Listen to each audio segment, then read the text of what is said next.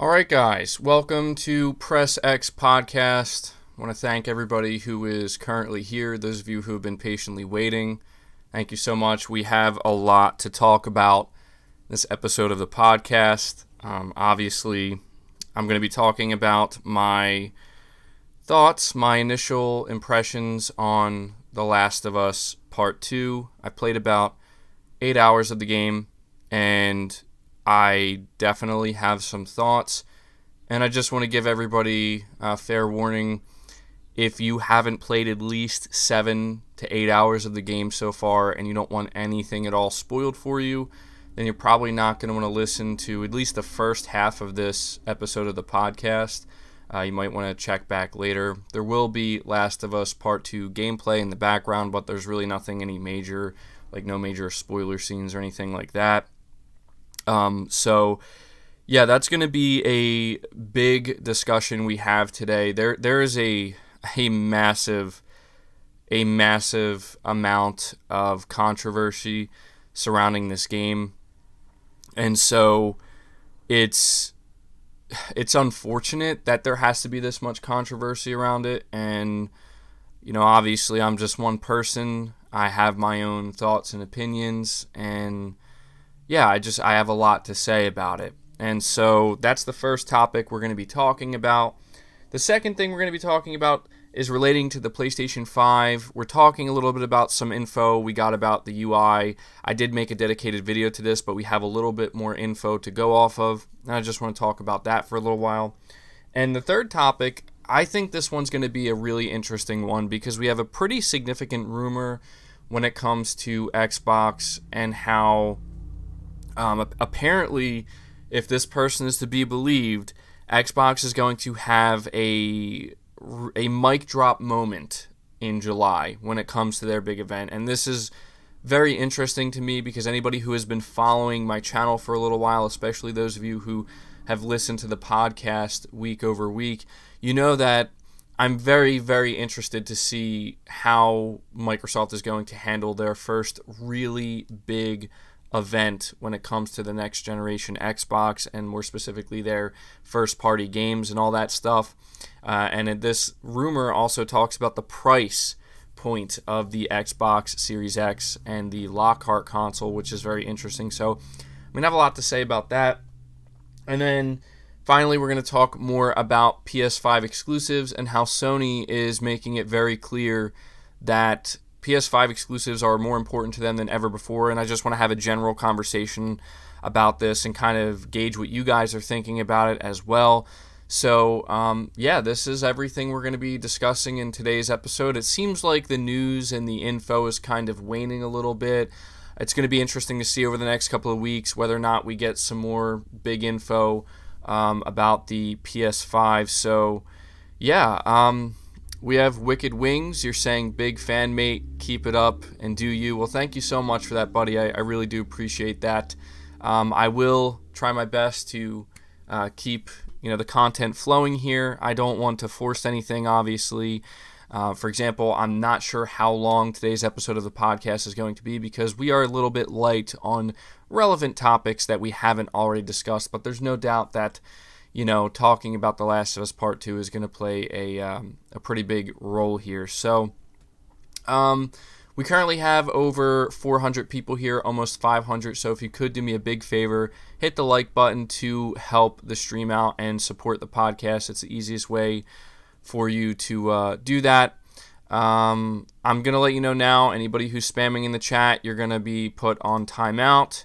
And if you can't stop spamming, then I'm just going to have to ban you. I don't appreciate that. So I also want to say Happy Father's Day to all of the fathers out there. I think it's only fitting that during this episode of the podcast, we're going to be talking about the first, couple of hours of The Last of Us Part 2 during Father's Day. And, I don't really talk about this stuff like too much on the podcast, but I don't know I don't think I streamed on Mother's Day, so I think I forgot to say Happy Mother's Day when that came and went. But I lost my father about 5 years ago, and playing playing The Last of Us Part 2, I don't know.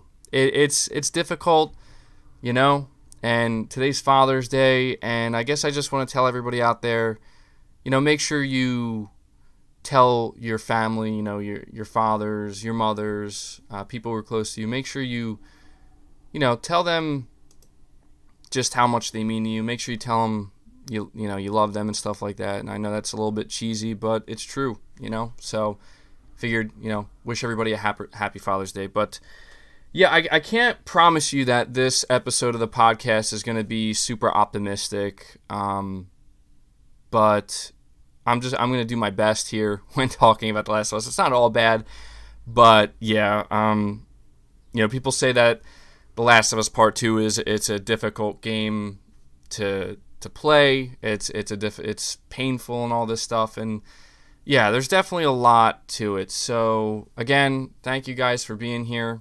I'm going to let the channel member credits roll a little bit longer here, and then I will bring up the gameplay for you to watch. So yeah, we're going to start here with The Last of Us Part 2. Again, spoiler warning for anybody who doesn't want any aspect of the game spoiled for yourself. You're going to want to probably check out of the podcast for a little while until we're done talking about it. And so, yeah, these are my initial thoughts and impressions. And actually, let me get rid of this here, so that way I can get the gameplay up for you guys. All right. All right, starting here, The Last of Us Part 2 has officially released, and I wanted to take some time to give my initial thoughts and impressions. This section of the podcast will contain spoilers for the first 7 to 8 hours of the game, so if you haven't played that much yet, then you should stop listening here. My initial thoughts on the game so far are kind of split. On one hand, I do really like the gameplay and the combat. It's pretty intense, the graphics, how smooth the game feels to play, how satisfying certain aspects of it are. I like the amount of detail. It's really impressive. However, so far, I am not really liking the story too much. I honestly can't stand the new character, Abby. Josh Z, you're saying tone difference is the reason for the controversy. Yeah, potentially. We'll talk about that. But so far, I can't stand the new character, Abby. It seems like as of right now, based off of what I played, Naughty Dog wants me to hate her and to not be able to stand her. I'm assuming that's the way they want it to be. I guess this is their way of making me feel motivated to continue playing the game to see if Ellie ends up getting her revenge. I never did expect Joel to survive. I always expected that something would end up coming back around his way. But seeing how it all happened and seeing the lead up to it, it just feels like Naughty Dog they couldn't have cared less about what happens to one of the most important video game characters, in my opinion, of all time. I also wanted to say that if Naughty Dog intends to make me care about Abby as a character or feel for her, I just don't think that's going to happen no matter what they do.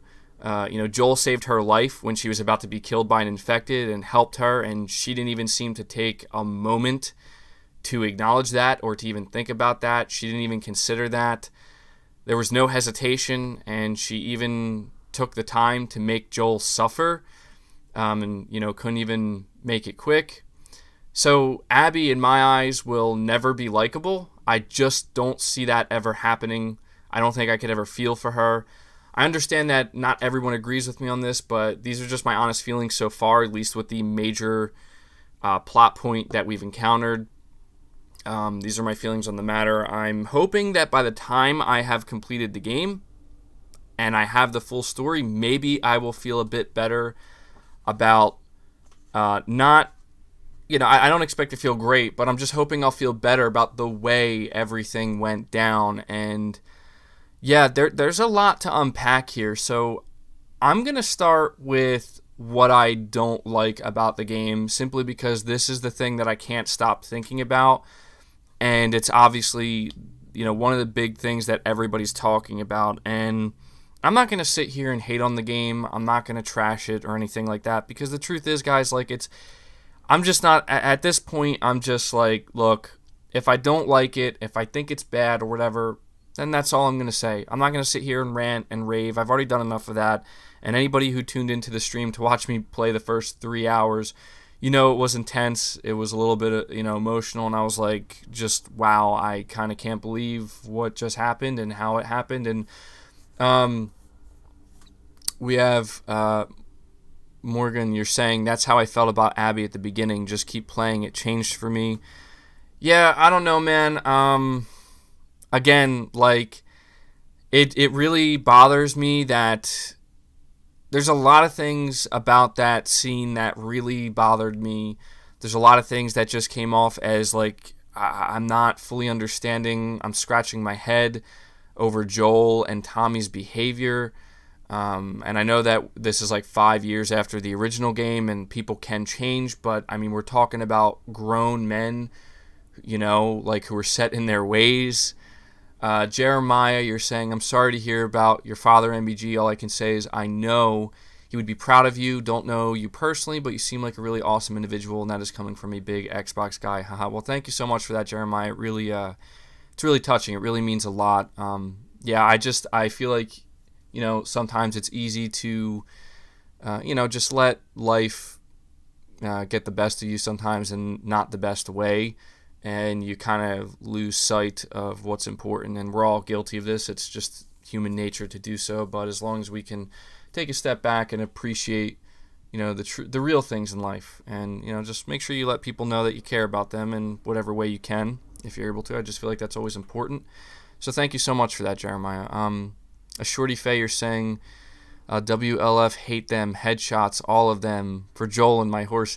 Yeah, you bring up the horse. That's another really interesting thing that, to me, it was, look, like, I'm not saying that the horse was everything. In fact, I'm not going to lie, I fully expected the horse to die, but damn, anybody who's gotten to that point, it's, like, extremely abrupt and out of nowhere, and you just feel like, wow, yeah, that's another thing about this game is, I've gotten to points now where, I'm taking on a lot of human enemies, and there's no doubt that it's intense, it's extreme, and I mean, I'm not the type of person that sits here and says that, it's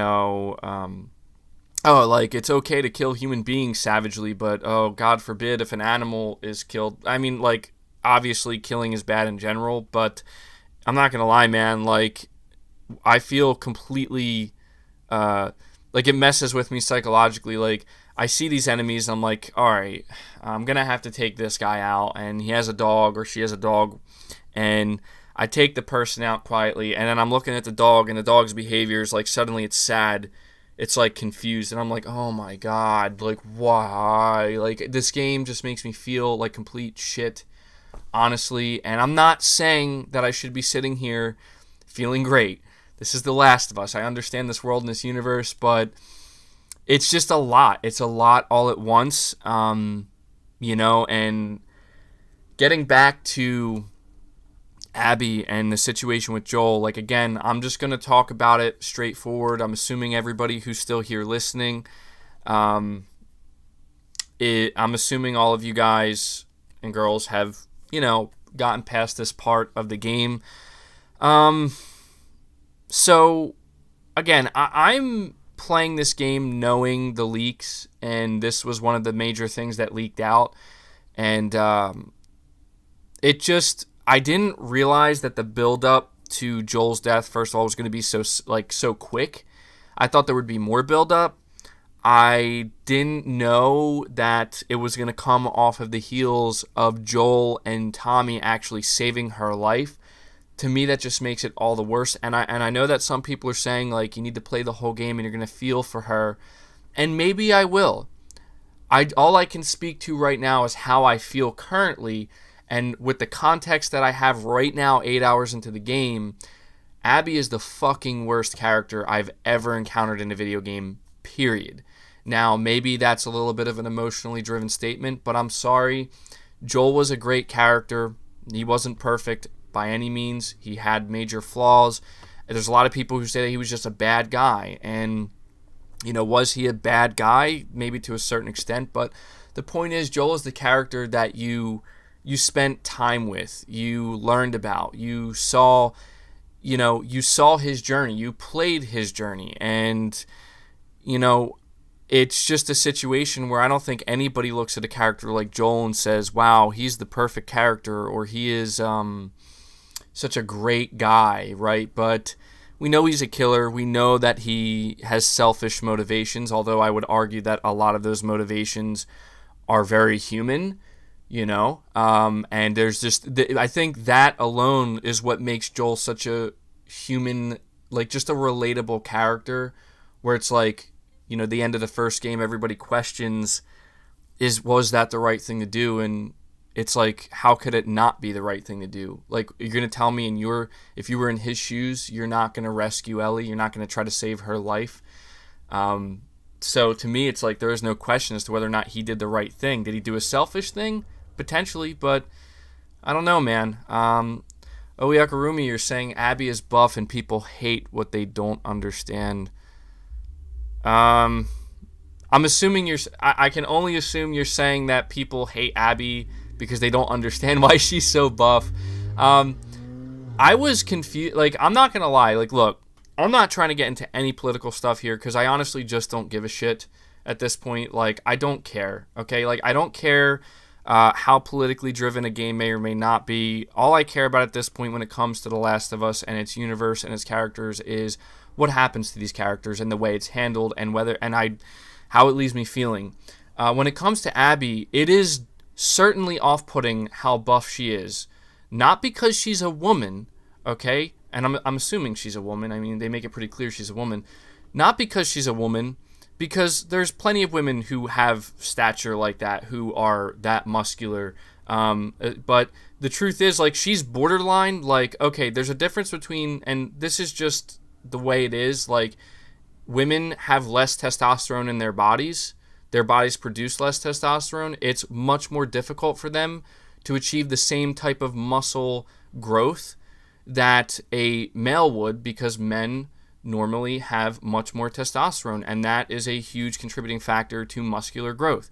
So when I see a character like Abby in this world, a post-apocalypse world where it's difficult to survive, there's probably not an overabundance of food, let alone top-of-the-line supplements that would, help you achieve that type of body. And it honestly looks like she is the type, like, her, if you look at her body, it looks like she's on something. And I'm very much into, working out and lifting and that stuff and bodybuilding, and I can tell you right now, like, she literally looks like somebody who's on something, especially her being a woman. It would be insanely difficult. I mean, you'd have to have some type of godlike genetics to, especially being a woman, to be able to achieve that type of muscle tone and stature naturally, especially in a post-apocalyptic world. And so, honestly, I know this sounds a little bit ridiculous, but MBG is intimidated by Abby. Not at all. Not at all. Like, I don't hate Abby because she's buff, okay? Like, I honestly don't care. I'm just saying it's literally off-putting to see that. And, for a game that's so grounded in reality, that wants you to feel the weight of reality, it just makes me confused to see that doesn't look real to me. Like, I need an explanation. I need to know, like, is she taking stuff? If she is, then, like, oh, okay, that explains it. No problem. Is she just, does she constantly work out all the time and is just obsessed with being as fit as she possibly can? Okay, that explains it. But just seeing how everybody else around her just looks kind of scrawny or lanky or not that muscular at all, and she just stands out as just this buff character, I'm like, what the like, we're in an apocalyptic world where people are struggling to survive. What is up with this? Brian, you're saying, as a Last of Us fanboy, I have to say they marketed the game to the core fans, and then instead of making The Last of Us 2, we got The Last of Us Universe, a Neil Druckmann story. They Star Wars'd it. Yeah, there's been a lot of comparisons made to that, unfortunately, and I haven't seen the last Star Wars movie because I just wasn't interested. I did see The Last Jedi, and I was certainly, like, baffled by what they did with Luke Skywalker's character, just like everybody else was. And I'm a Star Wars fan. I'm just not that big of a Star Wars fan. I'm much more of a fan of The Last of Us than I am Star Wars. So to me, this is more difficult for me to deal with, where it's like, what are they doing here? D-Doc, you're saying, I don't think Joel did the right thing or did the wrong thing in the first place. Ellie never consented to dying for the cure. Fireflies never asked for anything. That is a good point, D-Doc. I think we do forget that. They almost kind of frame it like Ellie literally signed a waiver saying that, okay, I'm aware I'm going to die, but I'm going to die for a greater cause, okay? She really didn't have a say in the matter, as far as I can remember. And so Joel made that decision for her. And I know for a fact, I haven't gotten past the 8-hour mark in the game, but I do know for a fact that that decision that Joel made is going to play a role. I mean, they made that pretty clear in the intro of the game, and I'm very, very interested to see what happens with that, because in my opinion, that is what made The Last of Us 1 a special game. That is, in my opinion, like, regardless of how selfish Joel's decision may have been in the eyes of some people, it's what gave him purpose. It's what, in a world where there, like, is no more purpose, it's a world where, realistically, like, is it worth living in? That's a difficult question to answer. And for Joel, like, that was his reason, and it was his love and his care for Ellie, you know, that drove him to do, yes, very terrible things, but you know, I can honestly say that I wouldn't have done it any differently. And just to finish off what I was saying about Abby's character, you know, just from an aesthetic standpoint, something seems off to me with her, where I'm just like, okay, this is a new character, don't know who she is. My first impression of her is she's jacked and she's buffer than everybody else around her. That's a little bit weird, especially in this universe, but okay, no big deal. And then, you know, the build up to Joel's death, it's just like, yeah, Naughty Dog, if you wanted to extract specific feelings out of me and certain feelings out of me, and those feelings are, we want you to feel hatred, we want you to feel disgust and disdain and motivated to go out there and just slaughter mercilessly. Yeah, you got that out of me, but you also got something else out of me. And what you got was me literally scratching my head like, what in the actual F just happened, and why did it happen this way? If there was more build up to this, like, in my mind, and again, I know I'm speaking without playing the full game, and don't worry, we will have another podcast, I guess you could say a spoiler cast. This is kind of a spoiler cast already, but you know, I think it's widely known, you know, Joel's fate at this point. But we'll have another spoiler cast once I fully complete the game, and I'll have a lot more to say on it, obviously. But I just feel like it was so abrupt. There was no explanation. Again, because of the leaks, I know why Abby did that, but I can only imagine how it must have felt if you had no clue going into this game and you just saw what happened to Joel. You're probably like, oh my God. Like, you're probably just like, what? This is a dream sequence, right? So, James, you're saying, I'm just in shock how they decided to kill him off in a way that he would have never been caught up in. They made his character so dumb. Oyakurumi, you're saying, this is Death Stranding all over again. You know what's interesting is I was thinking about Death Stranding when playing this game earlier, and how the different conflicting feelings I had between the two. Ari Pack, you're saying, I'm about 20 hours in the game. It's full of surprises. It certainly plays with my emotions. I kept away from spoilers, and I'm trying to play it objectively. So far, it feels like a game of the year. Yeah, don't get me wrong. There's a lot of good things about this game, and we're going to talk about that.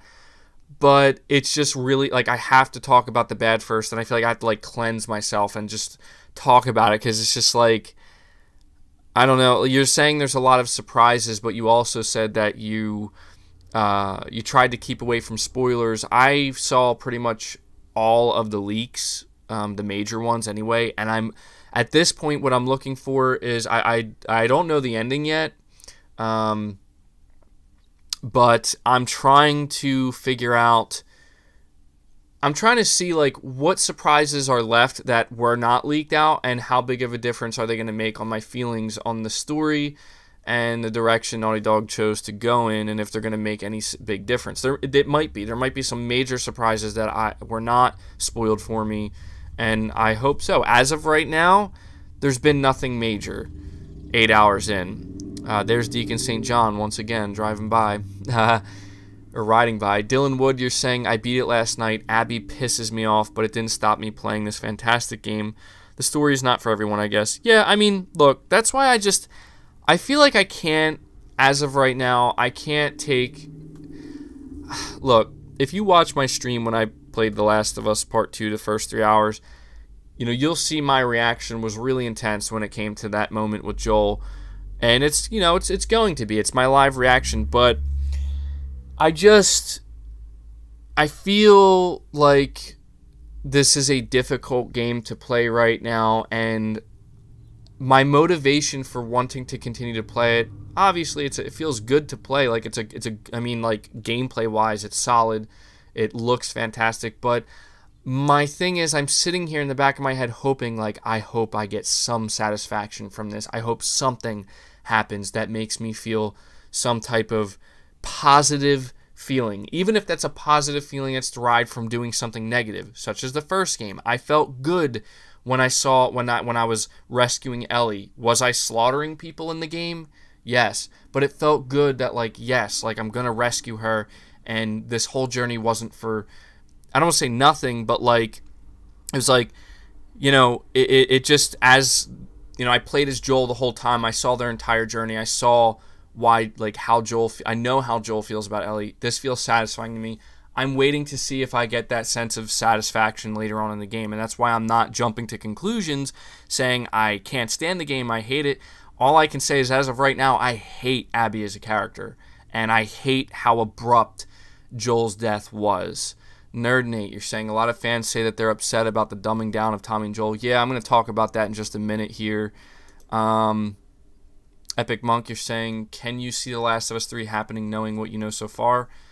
Well, I want to say yeah, simply because I only know 8 hours of the game. I don't know how this game ends. I don't know what else there's going to be, what other surprises there's going to be. New NES Braga, you're saying, I really hope I don't hate the game when I play it. I mean, look, it's hard to say, man. Like, if you are passionate about, characters like Joel and Ellie, you're gonna feel something, and you're not gonna feel great. But again, I don't know how the overall package is going to leave you feeling, because I don't know myself. I see a lot of people saying, like, oh, you're gonna hate the ending, MBG. We'll see. I'm not expecting a happy ending. Again, I'm just expecting that at the very least, like, I won't look back and feel that it was all for nothing, because if I'm going to go through all of this bullshit, and all of these negative feelings and just these emotions just to at the end feel like, wow, that didn't lead to anything satisfying whatsoever, I'm going to lose my mind. That's all I'm going to say. And I'm not looking at the chat right now, just letting you know, because I know that anytime I bring up the ending, people are going to try to spoil it, and I'm trying to preserve that for myself, simply because, again, like, I don't know. I was under the impression that I knew the ending, and then I realized that I actually don't know the ending. And once I learned that, I definitely had more interest in, like, okay, I want to know what happens. And so, talking about the dumbing down of Joel and Tommy, well, yeah, that was a little off-putting as well, where, the biggest argument I've seen is people, they say, well, MBG, you have to understand, like, Joel is not the same guy he was at the end of The Last of Us Part 1. He's been living in comfort, and Tommy as well, for the past 5 years, although I'm pretty sure Tommy was living that way for a while in Jackson. And to me, that argument just doesn't hold up. Like, I get if that's what you want to believe, and that's fine. Like, you can look at it that way, but in my opinion, we see where Joel starts with the outbreak, and then we see him 20 years later. And what we understand is that 20 years is a long time to survive. And they make it abundantly clear in The Last of Us 1, Joel makes it abundantly clear that he's had to do some really messed up stuff to survive. Probably some of the worst stuff. And that he's not a good guy. And he's been on the other side. He was a hunter, I think. And so was his brother. And the point is this. Just because you live in comfort for 5 years and you have the luxury of living in a town, having that protection, doesn't mean that those 20 plus years of survival that you had to endure go out the window. Doesn't mean you suddenly become an idiot. If anything, it doesn't make sense for that to happen because you look at how old Joel and Tommy are. Like, these are older men who are, they've been around the block more than a couple times when it comes to knowing what it takes to survive in this world. And if you think about that, like, if that's what you want to go with, like, oh, they're they're softer now, that takes away from the realism of the world and what this game is meant to portray. This game is meant to portray the grim reality, and the grim reality is people who survive for 20 years in a post-apocalypse, I don't care how good they got it back home in their camp, they're not going to suddenly put down their guard and just be like, I'm vulnerable now, and I'm just trusting now. And, I'm not saying people can't change. Like, I'm sure Joel has become a little bit softer, of course. And honestly, there was a flashback scene I played where you start to realize that, yeah, like Joel, he's trying to, I'm assuming, put certain stuff behind him. But come on, man. Come on. Not Kirk, you're saying the death of Joel was abrupt, but it wasn't dumbed down because you can't predict the girl you just saved would kill you. The game is just emotion driven. I mean, look, my question is this: like, where were his weapons, right? When and Tommy's. I mean, I looked at this scene over and over again. I'm like, there's just so much wrong here, where Joel and Tommy are literally just like, they're acting like they know these people, like they're friends, and they're just literally assuming. They are assuming that not only are these people good, but that they're so good that they wouldn't even think about potentially harming them. That's what blows my mind about the scene. Dustin, you're saying Joel would never let them in like that. No way. You're going to hate the end. Geez. Yeah, I hope not, Dustin. I hope not. I agree with you 100%, man. I'm not saying that Joel couldn't be caught off guard. I'm not saying that, or Tommy. But in that way, Oyakarumi, you're saying Naughty Dog is doing their job right when they make you feel these emotions.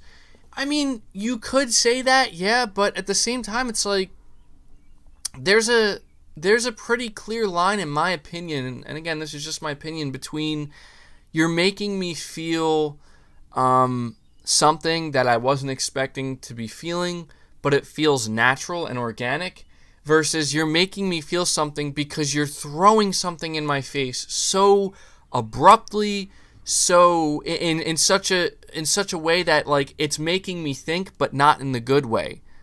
Like, right now, I feel like I should be thinking, oh my God, like, did Joel deserve that and all this? But it all I'm thinking is, wow, how could that happen in such a dumb way, right? And I get that, like, this is an unpredictable world and stuff, but okay, can we acknowledge this as well? When they're making their escape from the Horde with Abby, and Joel and Tommy shut the door and they board it up, or they close it, and they're like, we have to get out of here, and it's right at that part where you have to have a little wave-based scenario where you protect Tommy while he's moving the ski lift or whatever.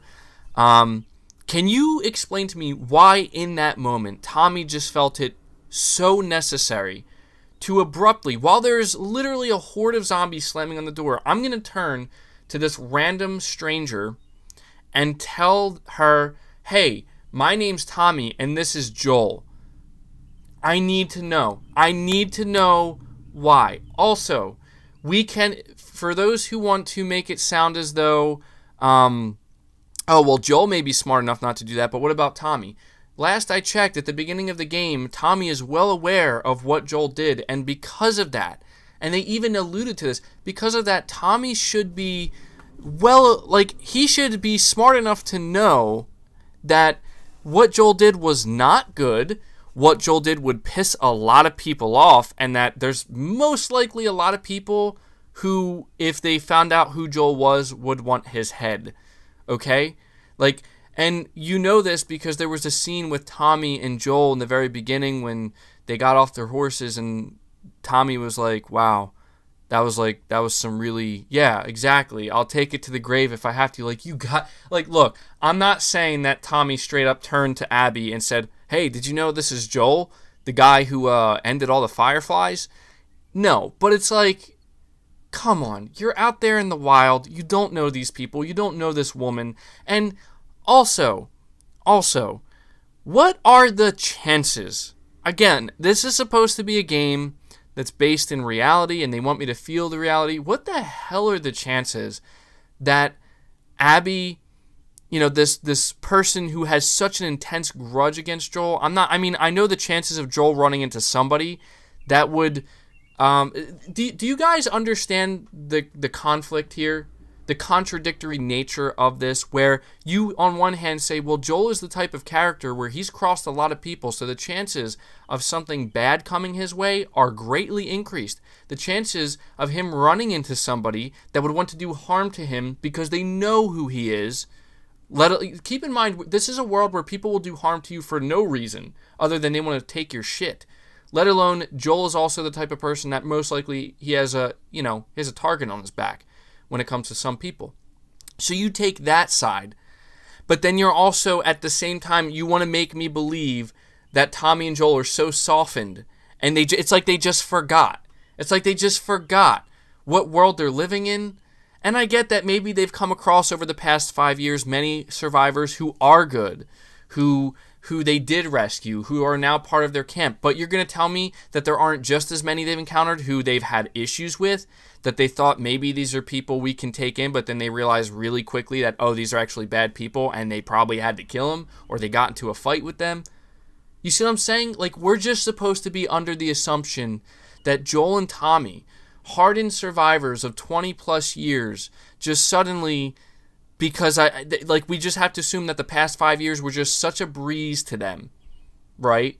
That they're so comfortable with not only rescuing people, and and again, that just adds to it, man. Like, you would think if you were Abby, there's no doubt that, and again, I don't know Abby's full story. I know why she did what she did. I don't know if you guys know, and I'm not going to spoil it. But if you were Abby, regardless of what Joel may have done to you, right? Maybe inadvertently in the past, he just saved your effing life. And he didn't have to do that. He saved your ass, somebody he doesn't even know. And then the second she learns who this is, she just decides, you know what, it doesn't matter. You know, look, I would have at least felt just a tad bit better about Abby's character if she said something along the lines of, you know what, I am going to kill you, but because you saved my life, I'm going to make it quick. At least then I could say, okay, there's some decency to this human character, that this human being in this universe. There's a shred of decency, right? And I just, look, man, like, also, doesn't Abby take a second to think, all right, listen, I'm gonna spoil something right now, okay? I'm gonna spoil this, and I'm gonna give you forewarning. I'm gonna spoil something that you learn about much later in the game when you play as Abby, and I'm assuming most of you know about this. So if you don't want to hear it, you're gonna want to duck out now. But it was something that was part of the leaks. So if you saw all the leaks, you're gonna know about it. And here comes the spoiler now. I know I said that I was gonna keep it to the first 7 to 8 hours, but this is something I do know about. I understand. You're saying I'm grabbing at straws. Dude, I'm not grabbing at straws. These are all things that while I was playing in the moment, I'm like, I don't understand why this is happening. Like, this is so out of character from Joel and Tommy. But look, the spoiler I'm trying to get at here is I know, because I saw it in the leaks, why Abby unless there's more I don't know about, but why Abby did what she did. And as far as I know, and again, the leaks could have been wrong here, but you're saying MBG, you are picking at straws here. You need to do more. The story explains a lot. Okay, well, here's the thing. Like, I will admit that I don't know the full story. Maybe there will be better answers to these questions. Maybe by the time I'm finished the game, I'm going to look back at that scene and be like, okay, now it makes a lot more sense. But I do know why Abby killed Joel. And if the leaks were correct, Abby killed Joel because, do you remember that scene at the end of The Last of Us 1 when you walk into the room where Ellie is and they're about to do the surgery on her? There's 3 surgeons in the room as far as I can remember.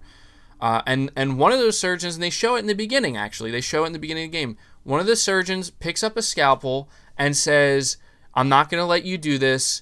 You know, this is the savior of humanity, and I'm not going to let you do this. Keep in mind, this person was threatening Joel's life with a scalpel. Okay? Dustin, you're saying, like, why didn't they start kicking his butt? Then Tommy, wait, you're saying, like, why didn't they start kicking his, but then Tommy says, Joel, look out, or something like that. But no, Tommy says, hey, look, Joel. Yeah. Also, I don't know, man. I don't know. Sir Speaks a Lot, you're saying, hi, I'm Joel. Nice to meet you. Y'all are looking at me like I'm famous. Haha. Oh, that's right. I am.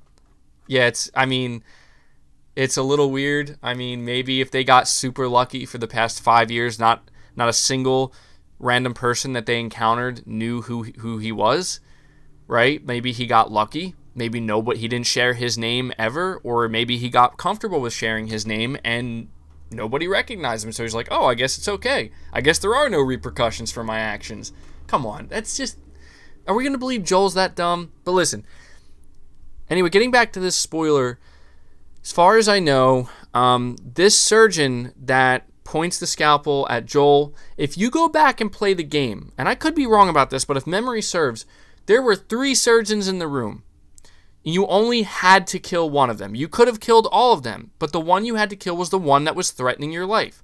And you could say, well, he was just holding a scalpel up to him. He didn't have to kill him.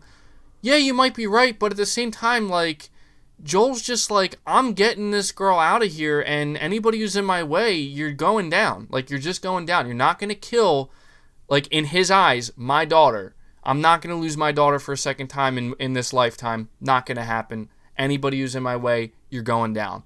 Okay? And one of the people, that surgeon that he ends up killing, okay, he was Abby's father, if I'm not mistaken. And you're going to fucking tell me that this one thing that Joel did, that in my opinion was necessary because the dude was threatening Joel's life. I mean, if Joel tried to reach over and grab Ellie in that moment, right? If Joel tried to do that and he were to let this guy live, the guy would have probably stabbed him in the neck. I mean, again, I know he didn't have to kill him, but still, it's like, Joel's on a mission, man, and if that guy didn't want to die, he could have just taken a step back and said, you're right. The guy didn't know who this was. This could have been his daughter. And if the dude walks in and says, that's my daughter and I'm taking her, you're going to tell him no and expect not to die when you're trying to convince Joel that you're going to die or that she's going to die because of this surgery? I'm just saying, like, this shit is annoying, dude. Like, it's so dumb. Like, of all the things you could have done for a character like Joel, this is what you do? You make it so that something you had no choice in the matter in the first game is what comes back to basically give you a big F you know what I mean, in the second game. It just... I'm sorry, man, but, like, Abby's a dumb character, too. Like, well, you know what? The reason why it comes off as dumb to me is because it's just, like, I don't know, man. Like, you take this guy who saves your life, you find out his first name, and you just assume this is the person you're after. Now, maybe there's more of an explanation for that in the future, but Brian, you're saying, don't forget a lot of great developers at Naughty Dog who made Uncharted and The Last of Us quit and leaked the game because they knew fans would hate it. The real heroes happier giving you a super chat than buying it. Oh, well, thanks so much for that, buddy. And yeah, I don't want to sit here and say that I condone the leaks because I feel like it's... But, I mean, dude, I'm going to tell you right now. Somebody's saying there was more to it, MBG. And you know what? Listen, you're probably right. You're probably right. And I'm looking... I will tell you this. People have continued to tell me that I need the full context. And I understand that I still don't have it. And that's why I'm so pissed off at a character like Abby. I'm just saying I highly, highly, highly doubt that there's any explanation that will make me turn to somebody like Abby and be like, wow, you know what? I totally understand why you made Joel suffer and slowly beat him to death. Yeah, I totally feel for you. Like, no. At least Joel had the fucking courtesy when he killed your father or whatever to make it quick. Sorry, man, but like, unless there's the only thing at this point that could really alter my feelings on the way Joel died, and I'm being real right now, and I'm interested to see if this turns out to be true, is if I find out Joel did something at that time that somehow affected Abby that I'm completely unaware of, and that makes me turn and be like, oh, geez, Joel did that. I'm not saying that Joel going on a mass killing spree is not bad enough or not justification enough to piss people off to want to get revenge, but I'm just saying, like, again, you didn't... If in that game, in the first game, after you kill that one dude who's threatening your life with a scalpel, you don't have to kill the other surgeons in the room. And they're smart, and they're like, just shut up, just let him take her. And when I played it, I didn't kill him. I just walked out of there, and they lived. And that could have been that dude. Jesus. I know, I'm getting worked up. Not Kirk, you're saying, now just think of Joel and Abby, and the surgeon is Joel. And now for the rest of the story, Abby is Ellie. I mean, look, I understand that. I'm not saying I can't see that perspective. What I'm trying to say is it's not going to work. Like, that's the point. It's not going to work because I didn't play the first game as this surgeon. I didn't play the first game as Abby. I played the first game as Joel. And I played through the first game surviving as Joel and caring for Ellie and looking after Ellie. And I saw Ellie save Joel's life, vice versa. Okay? So I understand what they're trying to go for here. I understand the message. I still don't care. It comes off as dumb to me. Because the last time I checked, this is a fictional game. Okay? This is a fictional universe. And to try to sit here and be like, well, that's reality. Okay, well, if that's reality, can you explain to me why Joel and Tommy are so damn dumb all of a sudden? How they come off as naive teenage survivors who are just trusting anybody? Can you explain that to me? Because that doesn't seem very realistic. Can you explain to me why Abby is bodybuilder buff in a post-apocalyptic world? Because that doesn't seem very real to me. It's frustrating, dude. To me, it just comes off as like, I know why you're doing this. You're doing this to piss people off and to surprise and shock them. And it's like, there's a fine line between, wow, that was a genuine surprise and twist, and like, that was just, like, what the hell was that? You know? Go look at PewDiePie's reaction, man. I saw his, and that was interesting because I don't think he had any idea what was coming. Ari Pak, you're saying almost every character in the game is a piece of shit. Everyone has flaws. This game is a commentary on humanity at its best and worst, not a game for people who want a fairy tale story. I understand that. And I understand that what I'm saying can come off that way. And look, I'm just saying this. I agree with that. I agree that this is basically trying to say that humanity is just flawed no matter what. Like people just doing dumb shit back and forth, messing other people's lives up, destroying people's lives with no regard. I understand that. I understand the message it's trying to convey loud and clear. I got that in the first game, right? Loud and clear. But here's the thing. When I think about what made The Last of Us special as a game, you know what I don't think to myself? Wow, humanity sucks. Like, that's not what I think in that game. And I understand that they do show some endearing aspects as well, and they show some of the best aspects of humanity. But by the end of The Last of Us 1, I was left feeling not that everything Joel did was justified, and that I understand a bunch of people were killed and died, but it made me feel like there's a real genuine human element to this game, that even though everything's like burning, it's like there is a glimmer of like, okay, like there is some hope that maybe if people like Joel and Ellie can survive long enough and they can build something, that it can be something halfway decent, right? Also, I watched the Game Theories. I think that's his channel take on The Last of Us 1 ending, and how he was explaining that the Fireflies are a bunch of dumbasses because you don't tackle like a fungal infection like what we're seeing with the cordyceps in this game with a vaccine, that a vaccine wouldn't do anything, and that killing Ellie, scientifically speaking, is the absolute dumbest and worst thing to do. And I was just laughing my ass off and watching this. I'm like, damn. Like, I guess that's one aspect here we're forgetting, is that apparently the Fireflies were complete dumbasses and they don't understand how vaccines work. Sir Speaks a Lot, you're saying, what pisses me off is how they try to change the narrative. There are letters telling you there are more immune people and they failed every test. Somehow Ellie is the saving grace.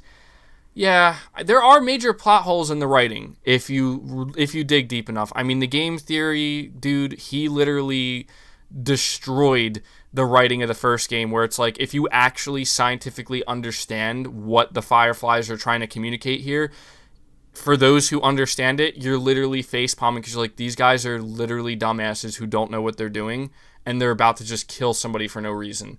Somebody who's immune, for that matter. You know, you need to get the antibodies here, you know, and you don't do that by killing somebody. But I don't know. I get it's a game. And this is what I'm saying. Like, you want me to believe this world. You want me to believe this is reality when we have dumb stuff. Are people dumb enough to do that? Of course they are. Maybe in a way that is more believable. Crimson, you're saying, got here late, just wanted to show some support. Watch your Last of Us 2 stream. Never seen MBG so angry on the PlayStation side. I'm playing it now. Yeah, dude, I mean, I got it. Look, there's people... MBG, stop crying, stop complaining. How about stop listening to the stream? Because you don't have to be here to listen to me whine and complain, okay? You don't have to listen to me give my thoughts.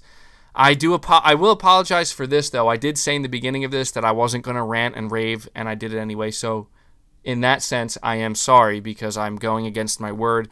But I just have to be as honest and transparent as I can about how I feel about this game. And the reason why I get so worked up is because I care about the characters. You know, I just, look, again, I'm not going to jump to any conclusions. I'm not going to sit here and say, I hate this game.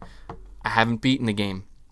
But I am just genuinely hopeful or hoping that as I go further in this game and I experience every moment and I get all of the context, all of the nuance, I hope it makes me feel better about the first major thing that happened in the game. Henry Haskin, you're saying, with what has happened with The Last of Us, are you still excited for Neil Druckmann / Naughty Dog's future endeavors? Do you think the studio can redeem itself? I'm gonna answer the question like this. I can't speak for myself yet. I can't answer that question, like give you my personal answer to that, because I haven't beat the game yet. I will give you that answer once I complete the game. However, it's going to be an absolute shit show if the next game that Naughty Dog develops, it starts by saying directed by Neil Druckmann. I don't care what this game is, whether it's part 3 or a future IP, it's going to be a shit show, because this game is, I think, one of the most divisive games I've ever seen, and it makes people go off the deep end on both sides. There's people who are blindly defending this, saying that if your heart isn't open enough, then you can't understand this story. And I'm just like, what? What?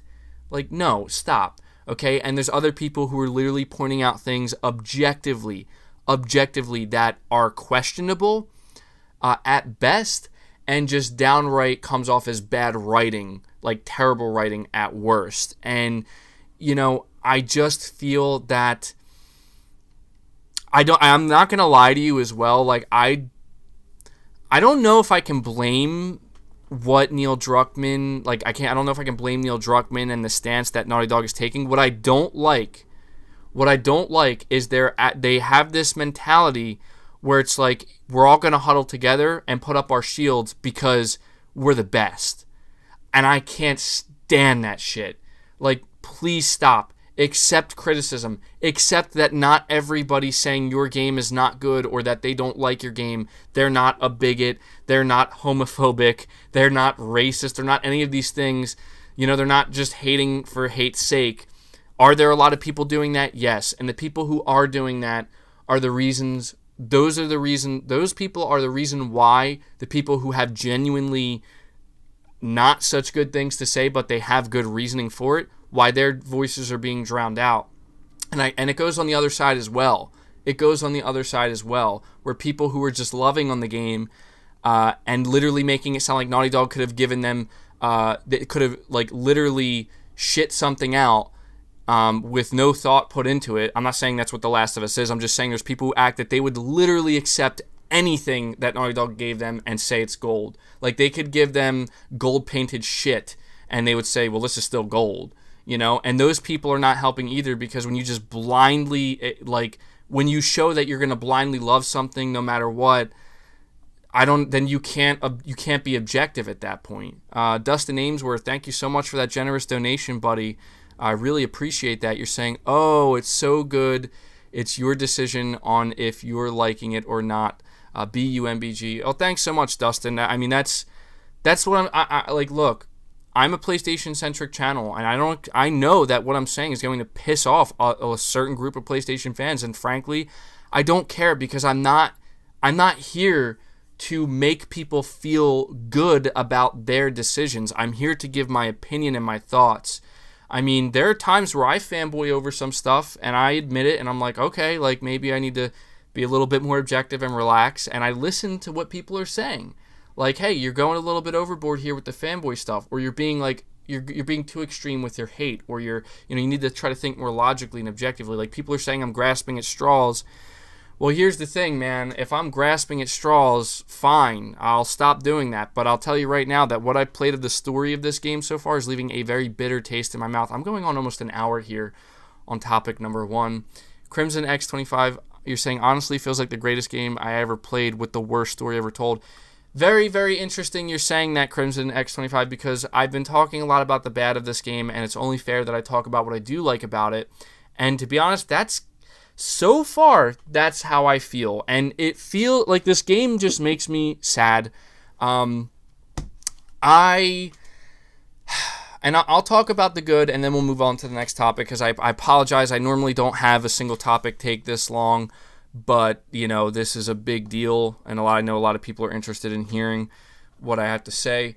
I got to tell you right now, what I love about the game is how much you can clearly tell went into it when it comes to just how damn good it looks, the level of detail, the attention to detail, the animation work. There's so much about this game, like, from a gameplay perspective, that is good.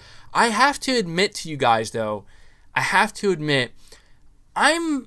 was kind of hoping that there would be a little bit more to the gameplay that felt different from the first game.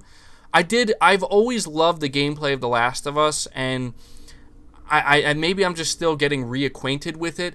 And I will admit that adding a prone mechanic where you can, like, crawl in the grass and stuff and shoot, prone, that adds such a, you think it wouldn't, but it adds such a deeper layer to the stealth, and I really like it. But I was just kind of hoping that maybe the mechanics would be, I don't want to say better, because that's not the right term, but I was just hoping that there would be a little bit more in it that would make it feel different than the first game. However, I have to say, though, I do like a lot of the things they implemented. I love the dodge button. I think that that's really cool, and it adds a whole new layer of intensity and what's the word I'm looking for? It makes you just that much more engrossed in combat when you can't just, like, it's not just about button mashing, it's about dodging and weaving and then button mashing and then dodging and weaving some more and then button mashing. I really like that. I love the melee in the game. The shooting, The shooting mechanics in the game, I've always liked it because I understand what they're doing. Like, you can't be a perfect shot when you're overwhelmed and there's a lot going on. Like, you're going to miss shots. Your aim isn't going to be perfectly steady, and I get that. But all I'm saying is it can be damn frustrating sometimes, especially when resources are so limited. But maybe that adds to the whole survival gameplay aspect where this isn't Days Gone, like you don't have an M60 on your back. You can't get an M60 on your back with like hundreds of rounds.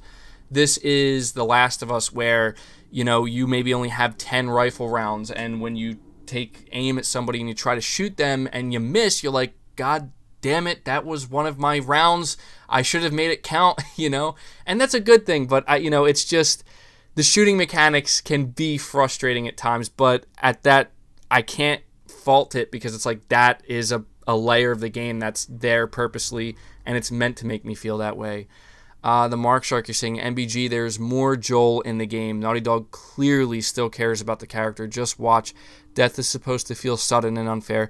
And, dude, I did play the first... Oh, my cat has entered the room. I think he's going to try to jump on my lap here. But I did play through the first flashback scene, and it just, it tugs at your heartstrings, man, where I'm like, damn, like, Joel and again, appropriate to talk about it on Father's Day in full-blown dad mode here, and it just made it all the sadder, made me feel all the more worse about his death. Iconic Legend, you're saying, I beat the game within about 20 hours. I played Ellie for 17 hours, Abby for 3 hours, knowing the leaks. I was still pleased by the end, enjoying the full game.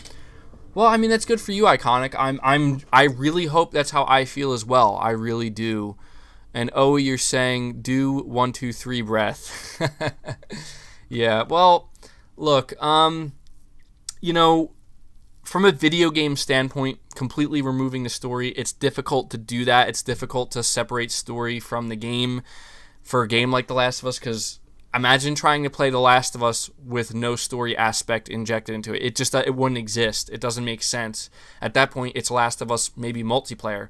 And that is one thing I want to tell you, that for as down as I am about the story so far in the game, and for as upset as I am about it, it may get better or may get worse. We'll find out. It seems like I'm going to upset people no matter what, because I see some people saying I'm going to hate the ending. I see other people saying that I'm going to feel better by the end. We'll see about that. I will say, though, from a gameplay perspective, The Last of Us feels really good. When it comes to the level design, I am a little bit surprised at just how open some areas are, and I'm getting used to that.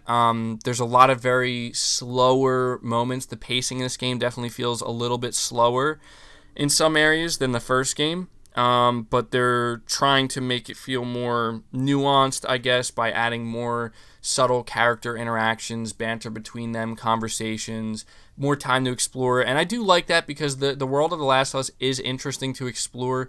I'm always interested in finding these notes that are left around and getting more context about the area I'm in and what happened in the past, and it's pretty cool. So there's a lot I do like about the game, and I have to give Naughty Dog credit and a lot of the developers over there credit for what they've been able to achieve here, because this is as AAA as it gets. The presentation is top-notch. The facial animations are stellar. The graphics are beautiful. Seeing what Sony's studios, specifically Naughty Dog, is able to achieve on a 4.2 T-flop GCN console is absolutely amazing, and I have to give that credit where it's due. You guys know I was giving credit for this game able to achieve a 95 or a 96 on Metacritic, which is still impressive, but I'm starting to genuinely question some of the reviews just based off of what I played so far. And so I'm going to have to see again once I finish it how I'm left feeling. I will say I am very excited to hear what they're going to do with the multiplayer game, the Last of Us multiplayer that they have in the works, because I feel like at the very least, if I end up hating the story of the game by the end, and I'm like, I didn't like that, I did not enjoy it, and it just didn't resonate with me, if that is what ends up happening, I want to at least feel excited for the multiplayer. And because, there's people who are hating on this game so bad, they're like, oh, I'm never going near Naughty Dog product again. I'm like, okay, let's tone it down a bit. You don't have to like it, you don't have to buy it, but there's no reason to hate needlessly, And Eddie Who, you're saying Last of Us is my favorite game of all time. Of all time. They shat all over it with this BS. Makes me sick to my stomach, MBG. Yeah, dude, I mean, that's the thing about the story and what I played so far is it's difficult to accept. I don't know if that's what they want it to be like, but I'm just like, you know, we're just going to have to, I'm going to have to press on, guys. I mean, I would be lying if I said that I hate every aspect of this game. I don't hate every aspect of it. I like the flashback scene with Ellie, and I'm very, very interested to see how it all plays out. I want to know what I'm going to feel at the end of the game, and if I'm going to feel the exact same way I feel now, if I'm going to feel worse or feel better. But so far, there's just a lot of questionable things where I'm just like, of all the, I'm going to give you, this is the last thing I'm going to say before I go on to the next topic. I want you to imagine if, Josh Z, you're saying accessibility made me cry as a disabled gamer. Yeah, dude. I got to tell you, man, like, that is one other area where I was sure to give them credit in a separate video, but I'll say it again, like, the accessibility options that they put into this game to make it so that anybody can play it, Naughty Dog has to be commended on that. You have to give them the tip of the hat where, like, they didn't have to do all that extra development time to make that happen, and they did it, and there are a lot of people who are disabled who have trouble in certain areas playing games, and this has made it so that they can play it and not... But they made it so that they can play it and like get the full experience as well in the best possible way. And I gotta give Naughty Dog credit for that, man. Where, like, you know, good on you. I hope that more developers look at what you guys have done and, you know, make those same can do the same thing, because it's just a great thing all around. I don't think anybody can argue that. I don't know why anybody would argue that. But I just want you to imagine this. I want you to imagine not why, but all right, here we go. I'm going to give you just I'm going to give you my fan fiction of The Last of Us Part 2. I want you to imagine that something bad happens to, like, you know, the beginning is not too different. You get acquainted with Ellie and her new friends and the people at the camp. Let's say something bad happens, and for some reason, I don't want to say maybe no one would die, but let's just say something bad happens to Dina and that other guy. I'm forgetting his name. Jesse, I think his name is. Or they get captured or taken away or something like that. Or just something bad happens, and that's what motivates Ellie to go get revenge, right? She's going to go get revenge. And we know Ellie. She's a loose cannon, and she gets hot-headed very quickly. And it makes total sense with her character that she would want to go get revenge. Let's imagine that that's what motivates her revenge. And she's like, I'm going to go get these effers because of what they did. And you know, Joel, and they show the strain between Joel and her relationship where Joel's like, look, like, we don't have to do that. You know, we don't have to do that, kiddo. Like, we don't need to go down that road. Like, we have a good life here. You know, we don't need to go for revenge. And that shows a change in Joel's character, right? Where it's like he's not the same person. And it's explained because, like, look, he's been living in this town. You know, they've been living safely. Things are good. Ellie's safe. And, you know, they always have to defend the town, but he's like, we're not going to go out for revenge. Or, like, we have to be smarter about it or something like that.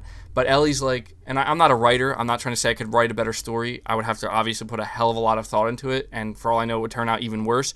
I'm just saying, off the top of my head, maybe that's what motivates Ellie to go out there and get revenge. And then she says, F you, Joel. You know, you don't understand. You know, you've taken away my choice before. I'm going out there, and this is my choice, and you can't stop it like you did before, right?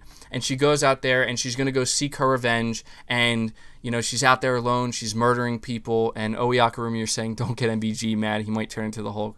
Yeah, no, but she's murdering people. She's getting a revenge, and she's trying to, I would have to like really think about this to figure out, like, would a group capture Dina, or would they kill her, or whatever? Because this is kind of what we were thinking based off the trailers that we originally saw. And so she goes out there, and I just want to end this here because I've really been thinking about this. And Joel goes after her, and she doesn't know. And Ellie ends up finding herself way in over her head, and she's about to die. Right? She's about to die and be killed. And Joel comes in at the last second and saves her life. And not only does that show that Joel obviously still cares about Ellie, and Joel saved her life a second time, except this time, the twist is Ellie looks at Joel and says, you know what, like, I may have hated you for taking away that choice originally, but I have to admit that I didn't want to die right here, and you saved my life, and thank you. And she can thank him now for doing that. And maybe he would die in the process that way. Maybe he would die sacrificing himself to save Ellie. And maybe it's not in a pretty way. And maybe it is by somebody who actually wanted revenge on him. But it wouldn't feel like it was for damn nothing. And I'm just saying, like, you guys are saying that sounds garbage. I don't think so, man. I mean, maybe it is. Look, I'm just putting my thoughts out there. Maybe I'm completely off the mark. Maybe that would be a terrible story. Maybe that would be bad. But all I'm thinking in my head is I just would have really appreciated that if Joel was going to die in such a brutal way, that it would have just been a lot easier to swallow that bitter pill if it felt like it wasn't for literally nothing. Just because he tried to save someone's life and he saved the wrong person's life, that feels like terrible. So I don't know. I'm just like, again, this is just off the top of my head spitballing. I have no idea what would happen after that. Like, you know, maybe that would end the game. Maybe the game would be much shorter. Maybe people would hate that. And it's fan fiction on my end. And I guess it's just, you know, the final thing I'm going to say, I apologize. I have to move on. Very last words here. I am not sitting here saying that Neil Druckmann, Naughty Dog, or Sony, or anybody there who made this game shouldn't have done it. I'm not saying that we should scream and yell at them and say, this is the worst thing you've ever done. Don't ever make something again. The truth is, guys, this is their product. This is their IP. These are their characters. And I am not the person to sit here and say what they should or should not do with something that they created. However, I am a fan of what they've created, and because of that, I care about what they've created, and I'm going to pay attention to what happens next and the decisions that they've made with what happens next with these characters in this world that they created, and I'm free to give my thoughts on that, and that's all this is. I'm not sitting here saying that we need to hate Naughty Dog, we need to burn them and get rid of Neil Druckmann, and they shouldn't be allowed to express their art. No, they can express what they want however they want. You don't have to like it, and I think I'm proof of that. But at the same time, we don't have to mindlessly go around like, you know, destroying people and the hard work that people put into this. Like, if you don't like it, don't like it. If you like it, like it. And that's it. That's, I feel like, all I can say at this point. I just wanted to give you my thoughts. MBG, this game just outsold Animal Crossing in the UK. Wow, that is very impressive. It will be interesting to see how well this game sells, I will say. But I just wanted to end it on that. And, you know, I know, like, you know, whether or not Naughty Dog has issues internally with their work crunch or whatever, like, I don't know at this point. You know, it's hard to say. I hope that whatever went in, I just hope that whoever put blood, sweat, and tears into this game, you know, I just hope they know that it's a good game. Like, there's a lot here to like. It's just not everybody's going to like everything that's in the game, myself included, but we can't just say that this game, like, I saw that dude like cut his game disc in half, and I'm like, holy shit, that is extreme, man. That's like next level. Sir Speaks a Lot, you're saying, I think there's a dangerous precedent when the trailers still show Joel in the scenes that he is replaced in, like a lure to have people buy the game. Yeah, dude, I gotta admit, that threw me off. I was like, what the F was that? I can only assume, and this is giving them the benefit of the doubt. You're saying, no, MBG, your story is good. 100 times better than the next. Well, thank you. Giving them the benefit of the doubt, I'm going to assume they did that because maybe they made dramatic changes to the story last second. I doubt that's the case, but yeah. Anyway, guys, I got to move on to the next topic. I do apologize for spending an hour and 15 minutes on a single topic, but I had to be sure to be thorough. I may or may not do a separate video just condensing my thoughts on it, but I don't see how I could do that without spoilers. We're going to talk more about The Last of Us Part 2 in the MBG and Friends game club. Me and my buddy are playing it, and it'll be interesting to get a second perspective here. So hopefully MBG, I absolutely must know what type of cat you have, please. He's a black and white cat, actually. Imagine the PS5, but reversed. If most of the PS5 was black and then a little bit was white. He's like that. So I did name him PS5, by the way. No, his name is Boss, actually. I have 2 cats. My one cat's name is Leia. She's a girl. And the other cat's name is Boss. And I named him Boss because Metal Gear. So, yeah. Do I have a dog? No, I do not. Growing up, I had some dogs. But I think I've become more of a cat person. I don't know why. I just think maybe because they're less, I don't know, they kind of take care of themselves. Alright guys, so we got to move on to the next topic. I named my cat Boy.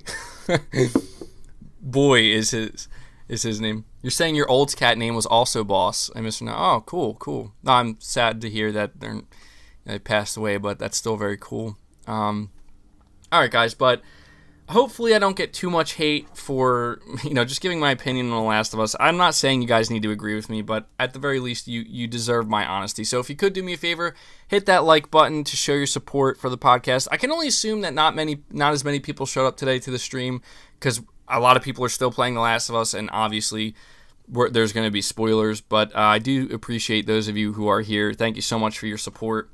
So yeah, if you could do me a favor, hit that like button. Let's see if we can get it to 500 likes. Sir Speaks a Lot, you're saying MBG definitely blowing up the dogs in game.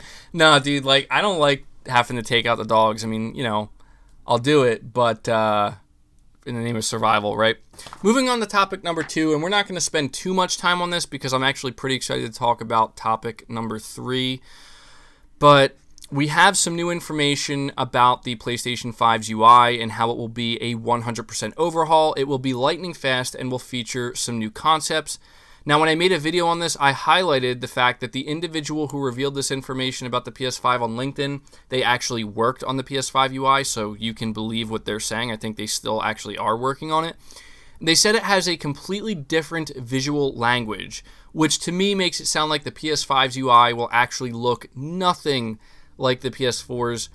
However, I have seen some say that if the UI leaks that we've gotten up until this point are true, the PS5's UI will actually end up having more in common with the PS4's than we may have originally thought. At this point, I am inclined to believe that there will actually be some similarities between the two, but that there's also, a lot of stuff there that's going to be completely new and completely unique. Sony did say that we will see the UI soon. I'm expecting we will see it sometime in July or August. It's also worth noting that a new PlayStation 5 UI patent was recently discovered. Okay, I'm going to have to put this guy on timeout. Thanks for interrupting me, buddy. But yeah, a new PlayStation 5 UI patent was recently discovered, and it hints at how the PS5 would use machine learning to fashion a, quote, game execution engine, unquote, which would not only produce bespoke in-game hints for the player to follow, but also metrics too, such as how many shots they have fired, how long they spent in a particular portion of the game, and so on. We even got what seems to be a glimpse of the UI and what it will look like based off of the patent drawings. It seems that it will in fact be somewhat similar to the PS4's. Now, I wanted to take some time to talk about this because I'm actually very interested to see just how much different the PlayStation 5's UI is going to be compared to the PS4's. I did do a whole video dedicated to this, but I didn't mention the fact that that there was actually an image associated with this patent. I didn't even mention the patent, and I looked at it and I'm like, okay, this basically looks like almost like, imagine the crossbar on or just the bar on the PS4's home screen, but then there's another one below that, and it just makes me a little bit nervous. I hope it's not too cluttered, but I really am kind of hoping, and I don't know if it's going to be this way, but I am kind of hoping that the PlayStation 5's UI is almost entirely different, because to me that's really exciting. It's also a little bit nerve-wracking if that's the case, because the chances of them royally screwing up the PlayStation 5's UI by doing something completely different, new and out there that is just not even remotely reminiscent of anything they've done in the past, could end up meaning that they butcher it and they destroy it and it's just bad. But I really hope that there is enough there, and I'm actually mostly interested to see what these new concepts are and these new features are that are going to be in the UI, because I feel like if there's anything that's going to really make this UI feel dramatically different than the PS4's and make it feel, next gen, I think that's going to be what does it. We know it's going to be fast. We know it's going to look different in some way, shape, or form. And we know that there's going to be some stuff there that, there's stuff that definitely makes the overall experience better. But I'm just interested to see, what is going to be, what's the surprising stuff? Oh man, check that feature out. That's awesome. I don't know what it could be, but Sir Speaks a Lot, you're saying don't forget to mention the PS5 production pick. Oh yeah, I did forget to mention that. There's actually something else I need to mention here as well, because I was completely shocked by what happened. But talking about that production pick, a lot of people are questioning whether or not that's real. To me, it looks real. It's a picture of, it seems like one of the first PS5s coming off the production line, and there's 3 Asian men standing there holding it. I think it was being produced in China maybe, or Japan. I'm not sure. I'm assuming it's in China. That's where these things are produced. And it looked absolutely massive. I mean, the guy who was holding it could have been smaller, shorter maybe, but it looked massive. And a lot of, it's weird because I've seen a lot of people get upset about that. Oh my God, it looks terrible. It's way too big. But for me, I don't know, man. I think it looks really cool. I don't mind the console being big. In fact, I think it kind of justifies it. It makes it look more powerful in a sense. But people were just kind of surprised when this guy was holding it, just how big it looked. And so I think it was a real image, and it seems like the only problem people could run into, potentially, most likely not though, is some people might not have enough room if they want to stand it up vertically, because I think it's going to be a really tall console. It definitely looks thick. It is more reminiscent of the PS3, the original fat version, but oh god. But yeah, I think it's going to be pretty tall, so you're going to want to make sure you have enough room to stand it up wherever you want to put it, if you want to put it in your entertainment center. But something else I have to bring up here, because this just surprised the hell out of me. Over on my Twitter account, I put out a tweet. Now, I came across these 2 images, and they're not watermarked, and I'm almost certain that the person that sent them to me is not the original creator, and they're not watermarked, and I don't know who to give credit to for this. I don't think I can at this point, because anybody can claim that they made it. But I put out this tweet where it looked like somebody came up with some mock renders, I'm assuming they're not real, of a black version of the PS5, and it looks really, really good. And I put out the image on Twitter, and it has almost 20,000 likes on Twitter, which I've never had a tweet blow up like that. And some people have actually added me, saying I came up with the design, and I just want to confirm that I did not create this design. I did not come up with it. Somebody sent me these images, and the person who sent them to me did not clarify whether or not they made them, and I'm almost certain, based off of looking into their account, they did not create the images. So frankly, I have no idea where they came from or the originator of them, but what I will say is it looks very cool. And it really does make me wonder if we are going to end up getting a black version of the console, because based off of how people are interacting with this tweet, I just simply asked, would you buy a black version of the PS5 and put these pictures out? It seems like there's a lot of people who would really want a black version of the PS5. I've also seen people speculate that the actual fins of the console, the plastic part that wraps around the console, are actually going to be removable, and Sony's going to sell different colored plates that you can put on it. I don't know how likely that is. That would actually be really awesome if it was true, but I don't know. Eric Golden, you're saying, MBG, what do you think about Ubisoft being pissed off because of the Cyberpunk 2077 delay? Assassin's Creed and Watch Dogs will be hurting sales. I didn't even think of that. That's a good point. I think anybody who was planning on releasing a big game this holiday season, but more specifically, Ubisoft, because they have games that I guess you could say are similar to Cyberpunk in the sense that they're like open world, they're big games. It makes sense to me that they would be pissed off. I think that I don't know. Would I say that a delay to Cyberpunk 2077 is to be expected? Not necessarily, because it was already delayed, but it's also not the most surprising thing in the world. But yeah, so getting back to the UI here, I just had 2 questions I wrote down that I want to ask you guys. You can let me know in the chat. First of all, what are your thoughts on this, on what we talked about the UI? Do you expect that the PlayStation 5's UI will actually share some or many similarities with the PS4's? Or do you expect that it's actually going to be completely different? And I also want to ask you guys, what are some UI features that you hope to see implemented into the PS5's UI? Be sure to let me know in the chat.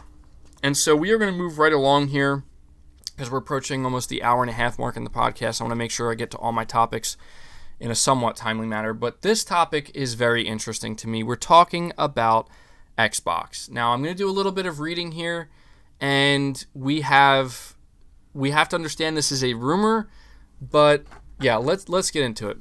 So we have a new Xbox-related rumor that talks about the pricing of the Xbox Series X and the Xbox Series S, or Lockhart model, and also claims that the July event will be a night of, quote, mic drop moments.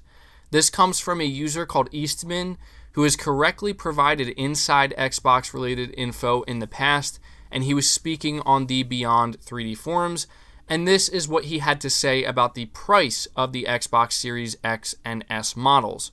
So this is a quote. "Last I heard, it be half the price of the Xbox Series X, and last I heard, Microsoft were prepared for a $400 Xbox Series X. I'm not sure what the final price will be. I think if Sony is $500 to $600, Microsoft may try and go in at $200, $400, or $500, but we'll see." Now, for anybody who's thinking that he's talking about the Xbox Series X coming in at $200, he's not. He's talking about the Lockhart model, but this is interesting to me. Because, and we have more to talk about with this leak. This is just the first moment, or the first quote. I don't know why I said moment, but the first thing we're acknowledging here. The idea of Microsoft releasing a $400 Xbox Series X. Now, I'm going to tell you right now, I wouldn't expect that.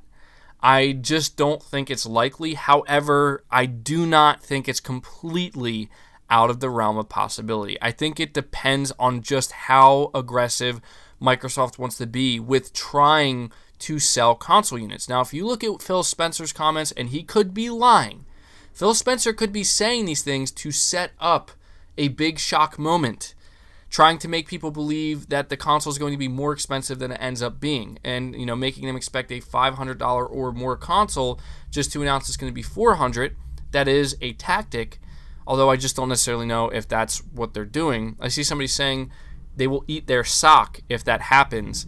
I'm going to hold you to that, Jacob. But I wouldn't anticipate it. However, to me, it's not completely out of the realm of possibility. I say this simply because Microsoft has the money. Like, they can eat that money if they want to. But that's the question. Do they want to? And he goes on to say here, so it says, and this is what, well, we'll talk more about this. Let me just get the rest of the info out here.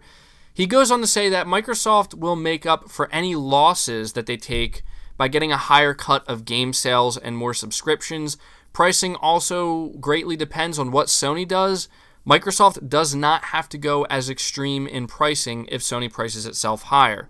Now, what I'm getting from this is he's making it seem as though Microsoft is prepared to undercut Sony at all costs.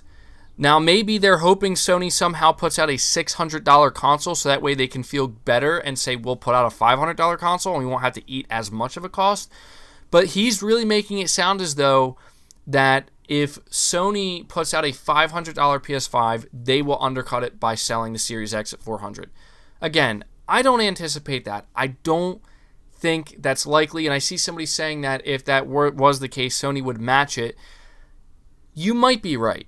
You might be right. I feel like if Sony were to match it, they would at the very least be able to try to match it with the discless version and then maybe sell the disc version at 500 or 450. But I do think Sony would match it. But we have to understand something here, guys. When you look at just how powerful both of these consoles are, but the fact that the Xbox Series X is the more powerful console, and it has a, there's more I don't know if there's more silicone in the box, but I know that like the chip itself is pretty massive and expensive to produce.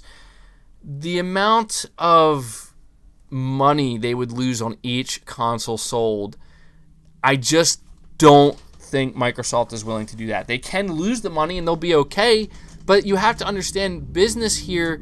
This is a business, and the idea is they want to make as much money as they possibly can.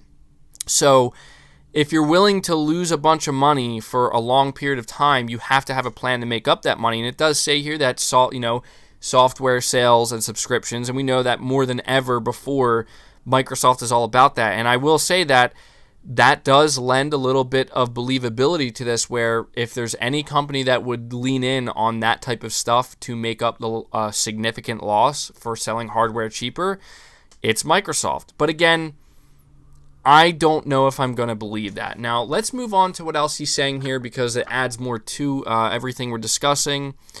Says here that, and this is what, I wrote down here, this is what he had to say about the July event specifically, which I find this part even more interesting than the price point.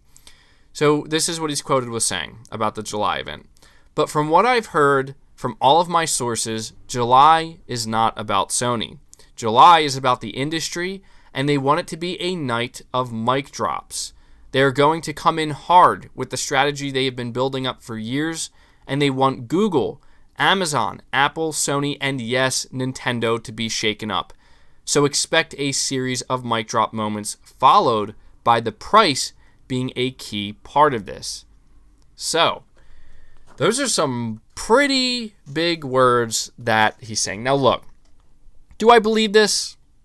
Not necessarily. I do and I don't. Like, a part of me believes that what he's saying makes a lot of sense to me. It makes sense to me that Microsoft, during this July event, it's their make or break moment. That's my opinion. I'm sure many people agree. Like, if there was ever a time where you have to have mic drop moments, like, not like you should have them, like you have to have them in order to compete with Sony at this point going forward in a big way, it's at this event. So do I believe this? I do. But here's the thing. I question just how big these supposed mic drop moments are. Now, he says price is a big part of this. Let me just finish this off and tell you the rest of what he has to say. It says here the last key thing that he mentioned had to do with Lockhart and xCloud. And he says, that's why I think Lockhart is a key device in their strategy. It's a low-cost gateway that they can control to make sure their hardware can handle their new compression techniques they will be employing with xCloud over the next few years. The plan for Lockhart is to get into a price category that they were never able to hit before, and I believe, based on listening between the lines, that they expect Lockhart to be at some point make it down to the size of a Fire TV. Also, the size of the Lockhart console will surprise everyone. So, it sounds like this is Microsoft's plan, okay? Microsoft's plan is whatever they have in the pipeline when it comes to games, they expect these games to surprise everybody, to win people over. Now, we know we're going to see a new Fable, okay? And I think that that'll do a good job in, as long as it looks good in making people be like, oh, I want to play this. We're probably going to see more of Hellblade. We know for a fact we're going to see a big chunk of Halo Infinite, and it remains to be seen how impressed people will, be with Halo Infinite. We have to see gameplay. But we know that they have a brand new studio that's been working on a game for quite some time, that being the Initiative. I think that's going to impress. But the big question is, what type of huge surprises would they have to be considered mic drop moments? Well, from my perspective, Microsoft would need to have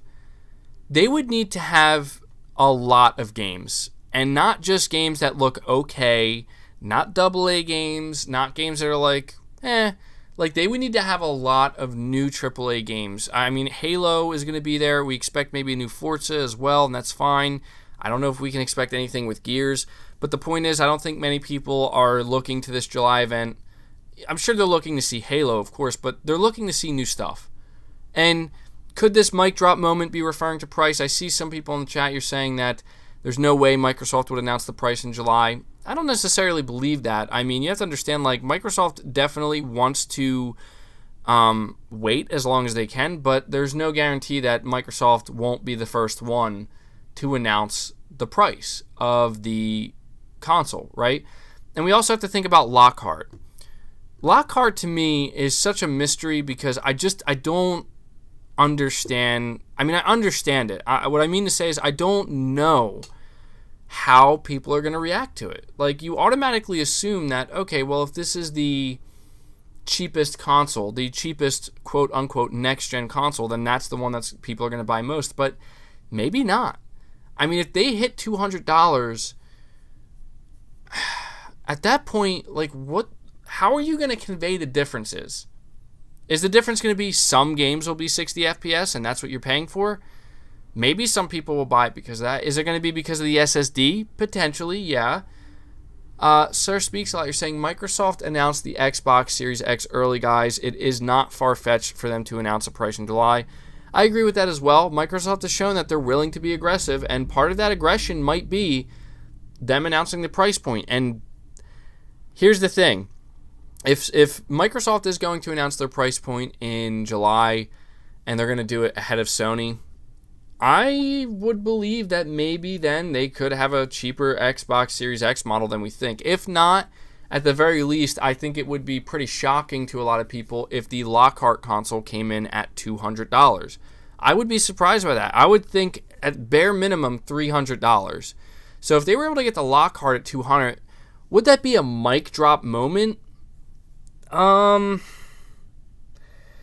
Realistically, I don't want to say it's a mic drop moment. I want to say it's a shocking moment, but not like mic drop implies that like what they just showed was so damn good that they don't have to say anything more. That to me, a price point is not a mic drop moment. It's a shocking moment. A mic drop moment would be a $400 Xbox Series X. Okay, that would be a mic drop moment. But a $200 Series S, no, I don't think that's a mic drop moment. But I think that would be. I think people would be talking about that for quite some time. If that, it would be a big talking point for sure. Would that ultimately negatively impact the PlayStation 5? Doubtful. I just don't. I mean, look, I feel like Microsoft could sell their consoles at whatever price they want. It's never going to compete with PlayStation. Or not compete. That's the wrong term. I could compete with PlayStation. It's never going to overtake them. Unless Sony royally screws up with the PS5 and their games just come out and they're all terrible or something. I just don't see that happening. But I have to say that what this individual is saying really does intrigue me because you guys know, and those of you who've been following this podcast for quite some time, you know that I've been wondering for a while now just how Microsoft is, like, what is their plan? Now, what's also interesting to me is the fact that he highlights the fact, he says that Microsoft plans to execute their strategy that's been in the works for years now. This is another reason I believe this, and I'm trying to tell people, like, look, I know I'm going to get flack for saying this, and I know that people don't, I know that people don't want to hear this, hardcore PlayStation fans, and welcome to everybody who is just joining the stream. I see Freeze Vamp and others are saying, hey, so what's up? And thank you guys for being here right now, but should you anticipate that Microsoft's July event is going to be a big success and that there are going to be big surprises, some surprises potentially so big that you're like, whoa, some surprises so big that it leaves Sony shaken up at least a little bit? I'm going to say yes, because I do not believe that Microsoft has showed its hand yet. Not at all. I think we've seen more of Sony's hand at this point in time than we have of Xbox's. At least maybe it's like they're even right now. Because we know that Sony still has more, but we know Microsoft has more. And when we hear, the terminology being used that, a strategy they've been working on for years, if you want to know why, look, there's one of two reasons that 2016, 2017, 2018, and 2019 for Xbox just utterly sucked. There's one of two reasons, and we're going to find out in July which one it was. One is going to be because they knew that their generation with the Xbox One was essentially over and that nothing they could do would make them be able to compete with Sony. And so they decided, we're just going to take a step back. We're going to do the bare minimum, and we're going to build towards a new strategy that will be fully realized at the start of the next generation in 2020. That's one reason why all of those years under Xbox sucked. Or it's because they genuinely suck.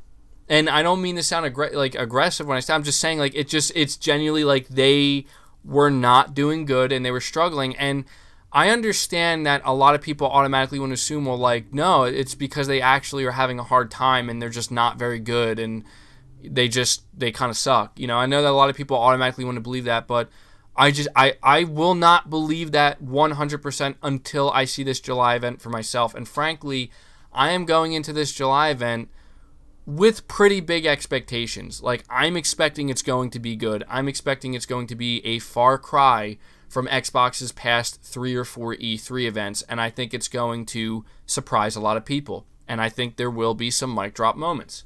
That's my expectation. And here's the thing. I'm not going to be shocked if my expectations are wrong. I will be disappointed, but I will not be shocked at all. I would be, if anything, I would just be like, wow. I would be surprised, but I would just feel like it's almost like if the July event underwhelms, it would be almost a feeling of it's, wow, this is kind of familiar. You know what I mean? This is the way it's been for a lot of their stuff, unfortunately, for the past couple of years.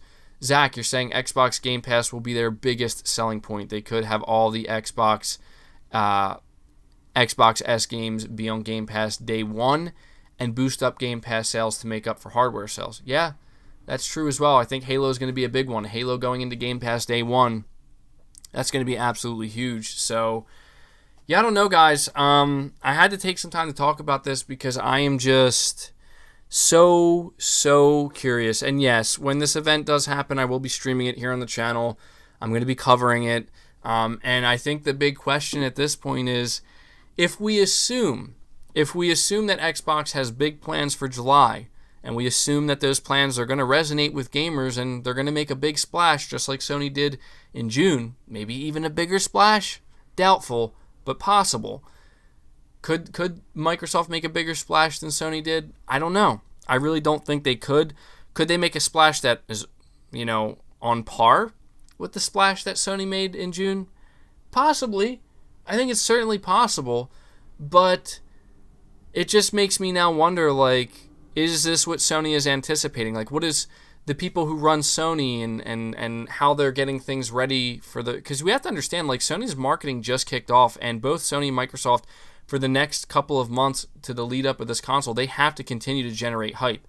Because they, the hype, and I'm already seeing things on my channel, my statistics tell me that, the big peak is over now. And so from this point going forward, I'm not saying the hype isn't there, but from this point going forward, the hype will slowly continue to go downhill if Sony and Microsoft choose to do nothing about it. But they have a lot of big plans in order to keep that hype going and keep that momentum going and make sure the hype train doesn't stop. My big question is, how much have we seen versus how much have we yet to see? And I feel like we've is it safe for me to say at this point we have seen more from PlayStation than Xbox at this point? I think it is. We've seen the console, the UI features, some of the features that the console is going to offer with the Series X, and we've seen a lot more from PlayStation. We've seen a lot of their games. And so I guess, I don't know, man. I don't know. What do you guys think? Chat, let me know. I just scared the shit out of my cat. Sorry. I don't know. I'm just wondering at this point, I know Sony isn't stupid.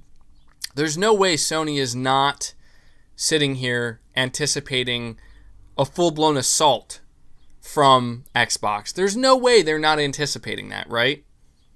We have to understand, like, Sony was scared of Google Stadia. And I know it's, like, laughable to think, like, wait, they were scared of Google Stadia? And this was before it launched. And they were scared because Google's massive. Like, Sony knows the power that Google has because of the capital they have, right? And what they can do and the moves they can make. And now it's laughable because it's like, well, I cannot fault Sony for being nervous and anticipating an attack. Who knows? Maybe Google would have succeeded. Maybe they could have, but they didn't. So I'm sure at this point, Sony's like, whatever. Like, I'm sure Sony's still paying attention to Google. Never completely count them out, when you're talking about business and keeping your brand relevant, but they're certainly not sitting there shaking. So if you have to imagine if they had that approach for Google, right? Somebody's completely unproven. Imagine the how they must be feeling about Microsoft, where yes, they've always maintained the lead against Microsoft, even in the PS3 days in the long run, but still, I think Sony has learned to never underestimate specifically Xbox and what they can achieve, especially because of the money that they have to throw around. Zach, you're saying, would you want a stream at 1080 30 FPS or have them drop a long-ass video at 4K 60 FPS for the July event? Keep up the great work, man. That's a good question. Like, if I had to choose, I would have said the same thing for Sony's event, although it is fun, because I still could have streamed it on my end, but I would just rather them drop a long video. I just feel like the problem with that is you run the risk of a lot less people showing up, because there's just something to be said for those live events that people always like that, so I would prefer a long video, but I understand why they are going to, and it'll be interesting to see if Microsoft streams in 4K. I will say that that would be good for them. That would be a win for them if Microsoft's like, we're streaming at 4K, maybe not 60 FPS. I don't think that's possible. Well, I don't know. We'll have to see about that. Streaming at 4K 60 FPS is not easy. To make that a smooth thing, and most people won't even be able to watch it, but I think it will be in 4K. We'll just have to see, how that goes for them, and if it makes any kind of difference, because we do have to understand that even though Sony's stream was on in 4K, all of the stuff they showed off, the only things that were not put out there in 4K video format were the little talks that the developers gave in between showing their games, and Jim Ryan and Shuhei Yoshida and stuff talking. Other than that, everything else is in 4K out there. So it's like, will it matter? Probably not. I mean, I don't think it will. Again, I think Sony proved with this event that it's the weight of the games you show and how good they look to play, not how good they look aesthetically. But aesthetically, it's always nice to see it, in 4K. But I'm telling you, like, if Xbox is going to have Xbox's success at this event does not hinge on whether or not they're going to stream it in 4K. It hinges on what do you have to show. That's what it hinges on. And how is the presentation going to be? Because if there's one thing Sony also nailed with their event is they proved that even at a time when, we're in quarantine and stuff and things are not normal, they can still put on a show that comes off very professional, very robust, very big, not something that I think it was Colin Moriarty who referred to it as it looked like an Al-Qaeda video, like being shot or something, which was ridiculous, but can't help but laugh at that. And I think Sony did prove that. We have Sir Speaks a Lot. You're saying, my question is, if the Xbox Series S model is going to be way cheaper and weaker than the PS5, will it benefit Microsoft or hinder them? Because it caters to the normies, but not gamers like us who like the better things. It's hard to say, honestly, because, Microsoft's answer to that would be, but we have the Xbox Series X. But in my opinion, dude, like, I think if there's anything that could potentially hurt Microsoft, it's not necessarily the Xbox Series S model itself, because here's the thing. The Xbox Series S model, in my opinion, doesn't really mean much right now. It the implications it could have in the long run this generation are huge, Right now, it doesn't mean much. I say that because we already know that all of Microsoft's first-party games are going to be cross-gen. And the reason why I'm saying Xbox Series S could hurt them in the long run is because there's a little bit of conflict, you see with people where it's like, well, our game's going to be held back because of the Series S model being significantly less powerful than the Series X. And there's people who say, well, no, the architecture is the same, and a lot of the, it's going to have the CPU, it's going to have the SSD, so it's just going to be the GPU that's really weak. But I've also heard literally some developers, at least one or two, say that no, games will at least for Xbox, they will be held back because of the Series S. And we're talking mainly about exclusives. So if there's anything that could hurt Microsoft in the long run, especially when it comes to appealing to the hardcore gamer, I think it's that. But that has yet to be seen, because right now I think Microsoft is automatically less appealing to the hardcore gamer, because the hardcore gamer who's excited for next gen, they want to see things that are only possible on next gen, and I think Sony's been doing a pretty damn good job demonstrating, even with games like Ratchet and Clank, especially with the instantaneous teleportation, but also what we're going to see more of with games like Spider-Man and especially Horizon. I think they've been doing a good job at putting a lot of emphasis, and this is where you see Sony's marketing taking advantage of Microsoft's weak points, where they're letting you know, like, this could only be done, a lot of the stuff you're seeing here, only on the PS5. And we're even hearing reports, and we're going to talk about this later, for people who think that, oh, it's so easy to just scale your game engine with the new technology. I'm telling you, these people, I'm not saying they're completely wrong, because I don't know, but what I do know is that there are now reports coming out that Resident Evil 8 actually had to be made a next-gen only game, because they were having a struggle trying to upgrade their game engine to achieve all the things they wanted to achieve with these new consoles, and still making it workable and playable on the base model consoles. And I'm highlighting this because for all of these people who constantly say, well, that's the developer's fault. Look, it's so easy. Like, developers should have no problem scaling these games, and this is why when you shouldn't be worried about Microsoft's first-party studios and all of their games being cross-gen. They're not going to be held back. Dude, that's bullshit. Not only do you have some developers saying that's bullshit, but you literally are starting to see there are now games that were trying to go for cross-gen, like Resident Evil 8, and they couldn't make it happen. And you know why? Because in order for them to make it happen on the PS4 and Xbox One version, and we heard that Cyberpunk was having issues with the Xbox One version as well way back when. The reason why they can't make it work is not because it can't work, right? Like, it's not like, oh, Resident Evil 8 could never run on an Xbox One or PS4. It's the compromises they would have to make it work. They would have to compromise their entire game engine. There would be certain upgrades they couldn't make to their entire game engine and they would have to hold back on that just to make sure that this game can still function and run properly on the One X and the Xbox One in general and the PS4. And so this is where I'm saying you're literally seeing it happen in front of you. And so for people who want to come out here and still continually deny that games won't be held back if they're cross-gen, or that games potentially won't be held back. Like, listen, I can't tell you whether or not games will be held back by the Xbox Series S. I can't tell you that because I don't know exactly what the S is. I don't know what's in it. I heard that it's going to be mostly a next-gen console, just a way less powerful one. In that case, I could see developers not having much of a problem, because you really might just have to scale down the game, but to what extent, I don't know. That's a question that I would need answered by a developer who knows both specs of the consoles and who are familiar with it. I would also need to understand, FreezeVamp, I see you're asking if you can ask me a question. I know some people I'm going to have a dedicated Q&A at the end of this podcast, so for those who want to ask me questions directly without doing a super chat, just hang tight.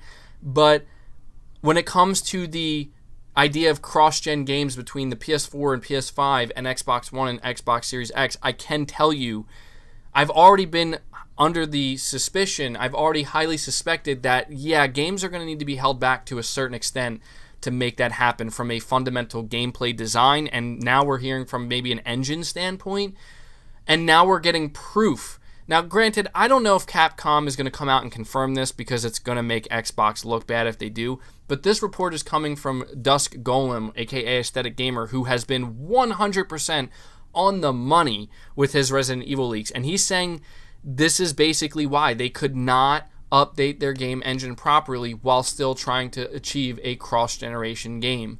So they opted to make it next-gen only. And so I'm happy for that. That's progress. Please move forward. If I don't want to see your game engine be limited because you have to tether it to a freaking console that came out in 2013 with the worst CPU imaginable at this point in time. Not imaginable, but a pretty shitty CPU. Yakurumi, you're saying, why people continue to put themselves through this, allowing Xbox to take them on this seesaw. Get hyped, but disappointed. Well, that's the thing, man. I'm going to get hyped, and I'm going to encourage everybody to get hyped, because here's why. Here's why, Yakurumi. When it comes to Microsoft's July event, everybody has a right to put pressure on Microsoft, and they should feel that pressure. Microsoft should not be naive enough, and there's no way people running Xbox there are naive enough to believe that there is an extreme amount of pressure. I want to say almost everything, not everything, but so much hinges on this July event when it comes to this is your moment to recapture a massive core base that was maybe there during the Xbox 360 days, you lost during the Xbox One days, and even more recently, people you've lost during the late Xbox One days, which were just not good. This is your chance. So I'm going to say, yeah, the pressure's on. They should be well aware of that, and I am not going to discourage anybody from being excited, from having very, very high expectations. Should you maybe expect disappointment? That's for you to decide. I mean, I can't decide that for you, but even as somebody who's been burned by Xbox over and over again, and I want more than anything, it would be so easy for me to be like, oh man, Xbox is going to screw up, they're going to suck. I'm just going to cover my ass, frankly, and I'm going to say they're probably not going to suck, and they're probably going to be pretty good, so that way when they are, I can say, look, I told you, like, this was their moment to do something big, and they did it. To whereas if I count them out and then they shock me, it'll just make me seem kind of out of touch. And I'm just trying to say that I would have a hard time. I don't know what that sound was that just came out of my mouth, but I would have a hard time believing that Phil Spencer is not bringing the big guns at this event. I would have a hard time believing that. MBG, can we talk about the ray tracing Ratchet & Clank? Very impressive. Yakurumi, you're saying, I hope you are right. I hope so too, man. I mean, look, if it's disappointing, then we're just going to go back to feeling the way we've been feeling. I want to see Microsoft bring the competition. I believe they can. I believe they have to if they want to remain anywhere near as relevant as PlayStation. And I just want to see that. I want to ask you guys right now, we have over 900 people here hanging out with me. Thank you so much. Could you do me a big favor and hit that like button? I would like to try to get this stream to maybe 600-700 likes if it's possible. It helps a tremendous amount. You have no idea. That would mean a lot to me if we can make that happen. Let's see if we can get to 600 likes first and see where we can go from there. It really helps with the YouTube algorithm. I'm trying to grow this podcast as much as I can, obviously. Sir Speaks a Lot, you're saying that was Xbot MBG trying to have a word also. Yeah, you make me sound like Jekyll and Hyde here, but the truth is, guys, like, my hype and excitement for Xbox is lower than it's ever been. At least based off of what I know right now. And I'm just being 100% real. There's two things that I'm excited for when it comes to the future of Xbox. And maybe it's a lie to say it's lower than it's ever been, but it's pretty low. There's two things right now. Hellblade 2 and the next Forza Horizon game. Those are two games that I will turn on my Xbox and play because I think I'm going to enjoy them. I loved Hellblade 1. Can't wait to see the second. It looks like it's going to be amazing. And I loved Forza Horizon 4. That was the first Forza Horizon game I really got into. I got every achievement, and I loved it. I was like, this is fantastic. Such a great time. And I love that because it's not like everything Xbox does is bad, But it's just, we're going into next gen, and I want to be hyped. I know people are like, what about Halo? I'm not going to lie to you guys. Like, I've never been into Halo. Like, that's never been the thing that's drawn me to Xbox. And that's just the truth of the matter. I'm not saying that I won't like Halo at all. Like, maybe I'll be shocked by what I see from Halo Infinite, and I'll be like, I want to play now. But I've never, ever felt motivated to play a Halo game. I've just never been into it. Maybe that's, I know to some people that's like a sin or something, but it just never appealed to me in that way. Although I do understand the love for Halo and the importance of it in the gaming industry, no doubt about that. But I am just really hoping that to be honest, this rumor we went over, I hope, maybe other than the price point, because that price point makes me nervous. If the price thing is true, Sony might be in, I don't want to say they're going to be in trouble. That's dramatic. But Sony will be shooken up big time. If Microsoft announces a $400 Xbox Series X and a $200 Xbox S model, holy shit, Sony's going to they're going to be sweating bullets, and I believe that they would be so shooken up, they would match, not the $200 price point, that's not possible, but they would match the $400 price point. I think they would, even if they just had to do it with the digital version. But we have to understand that Sony and Microsoft can both eat a lot of money if they have to, but there's no doubt Microsoft can eat more money for a longer period of time than Sony can. And they have Game Pass. So yeah, I don't know, man. I'm just saying that, to end this topic, and we'll move on to the final topic. I want to say that when it comes to the price point and what this guy's saying, I don't really believe this part. However, Phil Spencer has proven to me that he's definitely being a little bit more aggressive this time around, and I think Phil does want to win, quote unquote. So I could see them potentially trying to be that aggressive with the price point. We do have to remember that, Phil Spencer did say that he's been talking to the CEO of Microsoft, Satya Nadella, and I think I'm paraphrasing here, but basically they got the green light on whatever their price point is that they're going for, and that could be $400.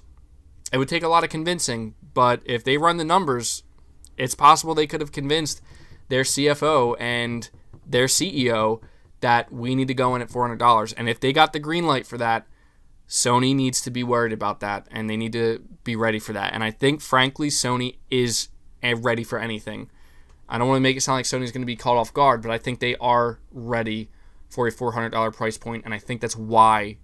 That's not the only reason why they did the digital edition of the PS5, but I think that's one big reason why. We also have a new member, Daniel T. Thank you so much for choosing to become a member here. Welcome to the channel. Really appreciate you going above and beyond to choose to support me directly here. Look forward to your exclusive perks, and that actually gives me a quick moment to let any of my members know that are here right now, or anybody who's going to become a member. We have the MBG and Friends Game Club Part 1 for The Last of Us Part 2, where me and my buddy are going to just have a discussion and give our thoughts on it. It's going to be Brown Sugar. I'm sure most of you know who he is at this point. People seem to really like him.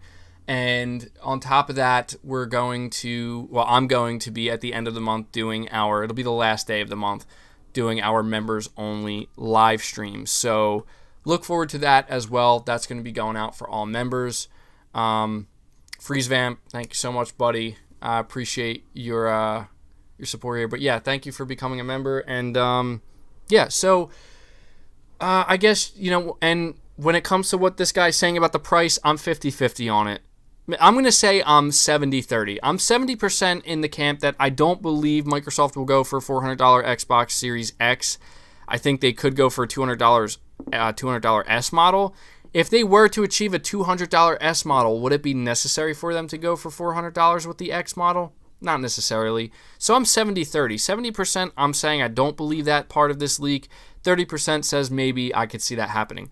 However, when it comes to the having mic drop moments at this July event, for that, I'm actually going to say that I am 80-20. 80% of me believes that Microsoft will have some mic drop moments at this event because they have to have them they're in a position where they need them, and 20% of me says they won't actually have these mic drop moments. But there's always the chance that this could just be greatly exaggerated. We're going to have to see, but that's my thoughts on this leak, guys, and we are going to move right along to the next topic. Once again, make sure you hit that like button. But we are talking, and I'm not going to spend too much time talking about this because I did have a video dedicated to it, but I just wanted to reiterate it once more here, and I honestly just want to see what the chat has to say about this. Sony recently talked about the importance of exclusive games on PS5, and they said that they are more important than ever before. While this may come off as obvious to some and like something that is expected from Sony, I just want to take a few minutes to talk about it because I think it's important for some gamers to understand that Sony will not be taking the Microsoft approach anytime remotely soon, if ever. Sony, in my opinion, has made it clear that they understand the importance and value of exclusive games. Obviously, more of their games will go to PC, especially older PS4 titles, and maybe even some PS5 titles as well. I'm thinking more along the lines of multiplayer titles. But they plan to leverage their exclusive games to continue to sell millions of PlayStation consoles. Again, I know this seems obvious to some, but it's not. And I just have to say that I am all for this. Exclusive games, in my opinion, are the lifeblood of a console, alongside, of course, healthy third-party support, and I hope that Sony continues to stick to having true exclusives for the foreseeable future. I never agreed with Microsoft's approach, and while I understand it and why they do it, I just think Sony and Nintendo have more than proven the power of exclusive games when it comes to making your console relevant and appealing to the mass market as well as the hardcore gamer. Now, I'm highlighting this because I noticed that when I talked about it, there was a lot of people who were like, dude, this is obvious. And, like, maybe it is. Maybe to the hardcore PlayStation fans, it's like, it is obvious. But I'm telling you now, like, Sony could have went in so many different directions. And the amount of people that I've seen over the past couple of months, even years, saying that, oh, Sony's going to end up copying Microsoft's strategy. Sony's going to end up copying it. And then we find out Horizon Zero Dawn's going to PC. There's some other games that are going to PC. Sean Layden, before he left Sony, said that they might start leaning into PC territory for a new install base with like multiplayer titles and stuff. And there's no doubt that Sony may be taking some notes from Microsoft and saying, oh, maybe we can make money this way too, but maybe we can do it in a smarter way. And I say that because, in my opinion, Microsoft just jumped in, like they dived in head first. And I don't want to say they cracked their head. That is yet to be seen. But they had no idea how shallow that water could have been, right? And I think because of that, the Xbox console just kind of suffered a little bit because of that. They just said, we're all in with putting our games everywhere, and we no longer care about Xbox sales. Sony hasn't done that. Like, Sony still cares a lot about selling console units, as they should, and I just think that it's nice to know that they seem to also understand, because there's a good chance they could have lost this, right? They could have somebody in charge that doesn't realize this and says, no, that's not why PlayStation consoles are successful. It's not exclusive games, right? It's something else. It's good to know that they understand, the people in charge over there at Sony understand that if you want your console to be as relevant as it can be, and you want it to be unique, and you want it to stand out, and you want it to be relevant, and you want it to come off as this is like, like when you buy this console, you're going to get something special that nobody else can get, and that's a reward for choosing to buy the console. It's exclusive games. Like, they understand that. And I was a little bit nervous in the past, like, will Sony take the same approach that Microsoft is with exclusive games? Because if so, the only reason I'm worried about that is not because, oh man, what a shame, more people get to play great games. No, it's more like, I'm a console enthusiast. I love console gaming. I want to see it remain as relevant as it possibly can. I always say this. So my thoughts on the matter are, I really hope that you keep true console exclusives, because in my opinion, like, that's what's going to keep your console as relevant as it possibly can. And if you don't, you're going to not only piss off a lot of the core gaming audience, but there's a good chance your console will become a lot less relevant. If people know they can just get your games on other devices, suddenly the health of the console gaming market starts to plummet. And that's my preferred way to game. I want to see it be as relevant as it can. So that's why I care. But I had to mention this because, again, like, I just think it's important to highlight. Sony could have taken any direction. And I want to say one last thing before we move on to the final general gaming news here. I want to say that it's not only nice to see that they care about exclusive games, but it's especially nice to know that Sony is so into exclusive games that they're not even considering cross-gen games. Like if not all of their exclusives for PS5 announced will be PS5 only. I know that there's some people still questioning Spider-Man Miles Morales. I don't think it will be cross-gen. I don't want to say it's not possible, but pretty much everything I've seen here that they've shown off, it's going to be PS5. So I just think that that's going to do a great job, And I see, 40 million plus PS Plus subscribers. Yeah. All right. So we're going to move on to the final topic here, guys. And the final topic, as usual, is general gaming news, which I'm just going to run down a couple interesting things I've noticed that were announced this week, and we're also going to do a chat with the Q&A with the chat. So let's get into this. So some extremely exciting news starting off here, as Skate 4 has finally officially been announced by EA, and the original producers are returning. It's pretty obvious that it's in very early development, and it will be quite some time before it comes out, but it's a big deal, and the internet went absolutely wild when this was announced, and I'm super, super, super happy about this. Bear Dog, I see you're saying you see the Silent Hill rumors. It depends on which ones you're talking about. If you're talking about in general, Silent Hill PS5, I'm going to mention that a little bit later during this little rundown, but I haven't seen anything new. I'll have to look into that, but so damn happy we're getting Skate 4. I absolutely love the Skate series. I specifically loved Skate 3. And I was pretty convinced that this series was never going to come back, and so I am absolutely thrilled to see that. The second piece of info here, or news, Star Wars Squadrons has been officially announced. It is a flight simulator and is set to release on PS4, Xbox One, and PC on October 2nd. The game features a 5v5 PvP and does actually feature a single-player campaign. The game will be $40 and will feature no microtransactions and is confirmed to not be a live service game. So we see EA changing their tune a little bit. Thank God. A new rumor from Jeff Grubb claims that EA did have a Battlefield Bad Company remaster in the works, but it has since been scrapped, and he did also confirm that Battlefield 6 will be a modern-day shooter. I don't have any news about the Mass Effect remaster, except that I think one insider, maybe it was even Jeff Grubb, I'm not sure, they said that it will be coming out this year, but it's going to be announced a little bit later.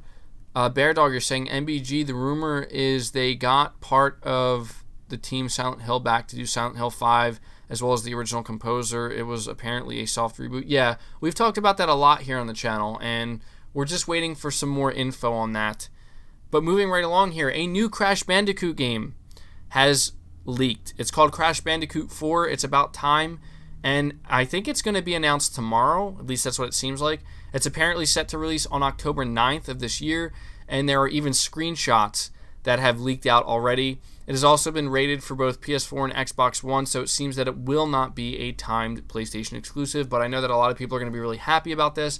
I think it's Toys for Bob who's making this, so there you go. We have a new Crash Bandicoot game. A new Injustice game and Mortal Kombat game may have been hinted at for next-gen consoles through a job listing. Nothing has been officially confirmed, but the listing states they are looking for a principal software engineer to drive the graphics for the next-generation consoles. And so it says the next-generation console graphics vision for the Mortal Kombat and Injustice franchises. They also reference the PS5 and the Xbox Series X.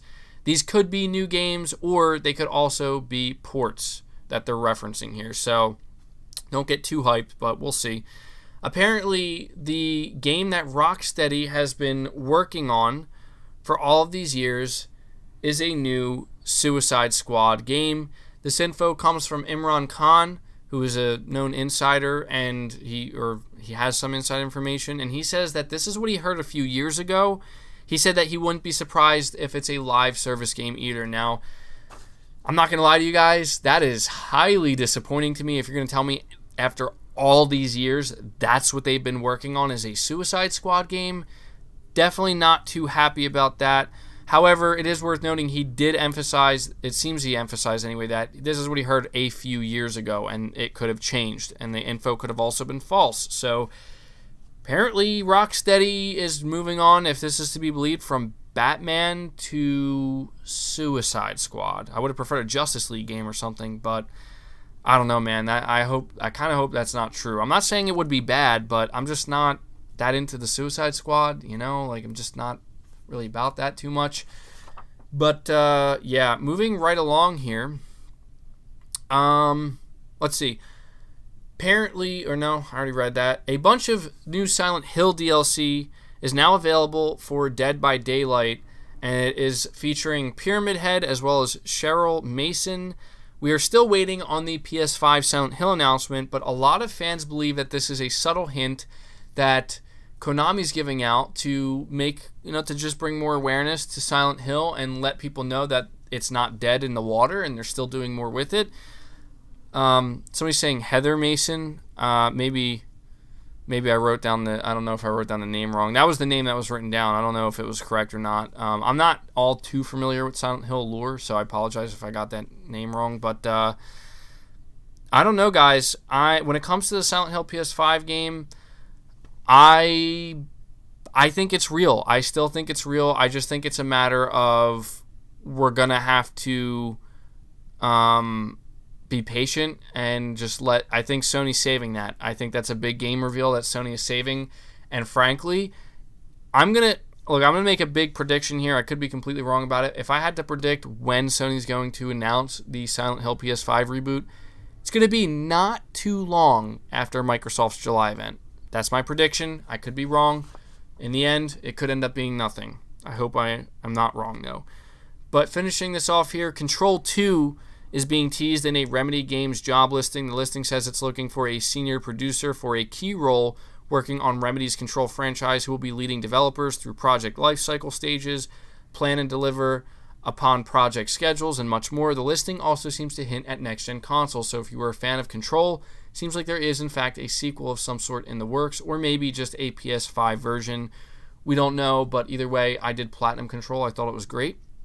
And last but not least here, we are once again just talking briefly about Resident Evil 8. Apparently, RE8's PS4 and Xbox One versions were actually canceled. This info comes once again from Dusk Golem.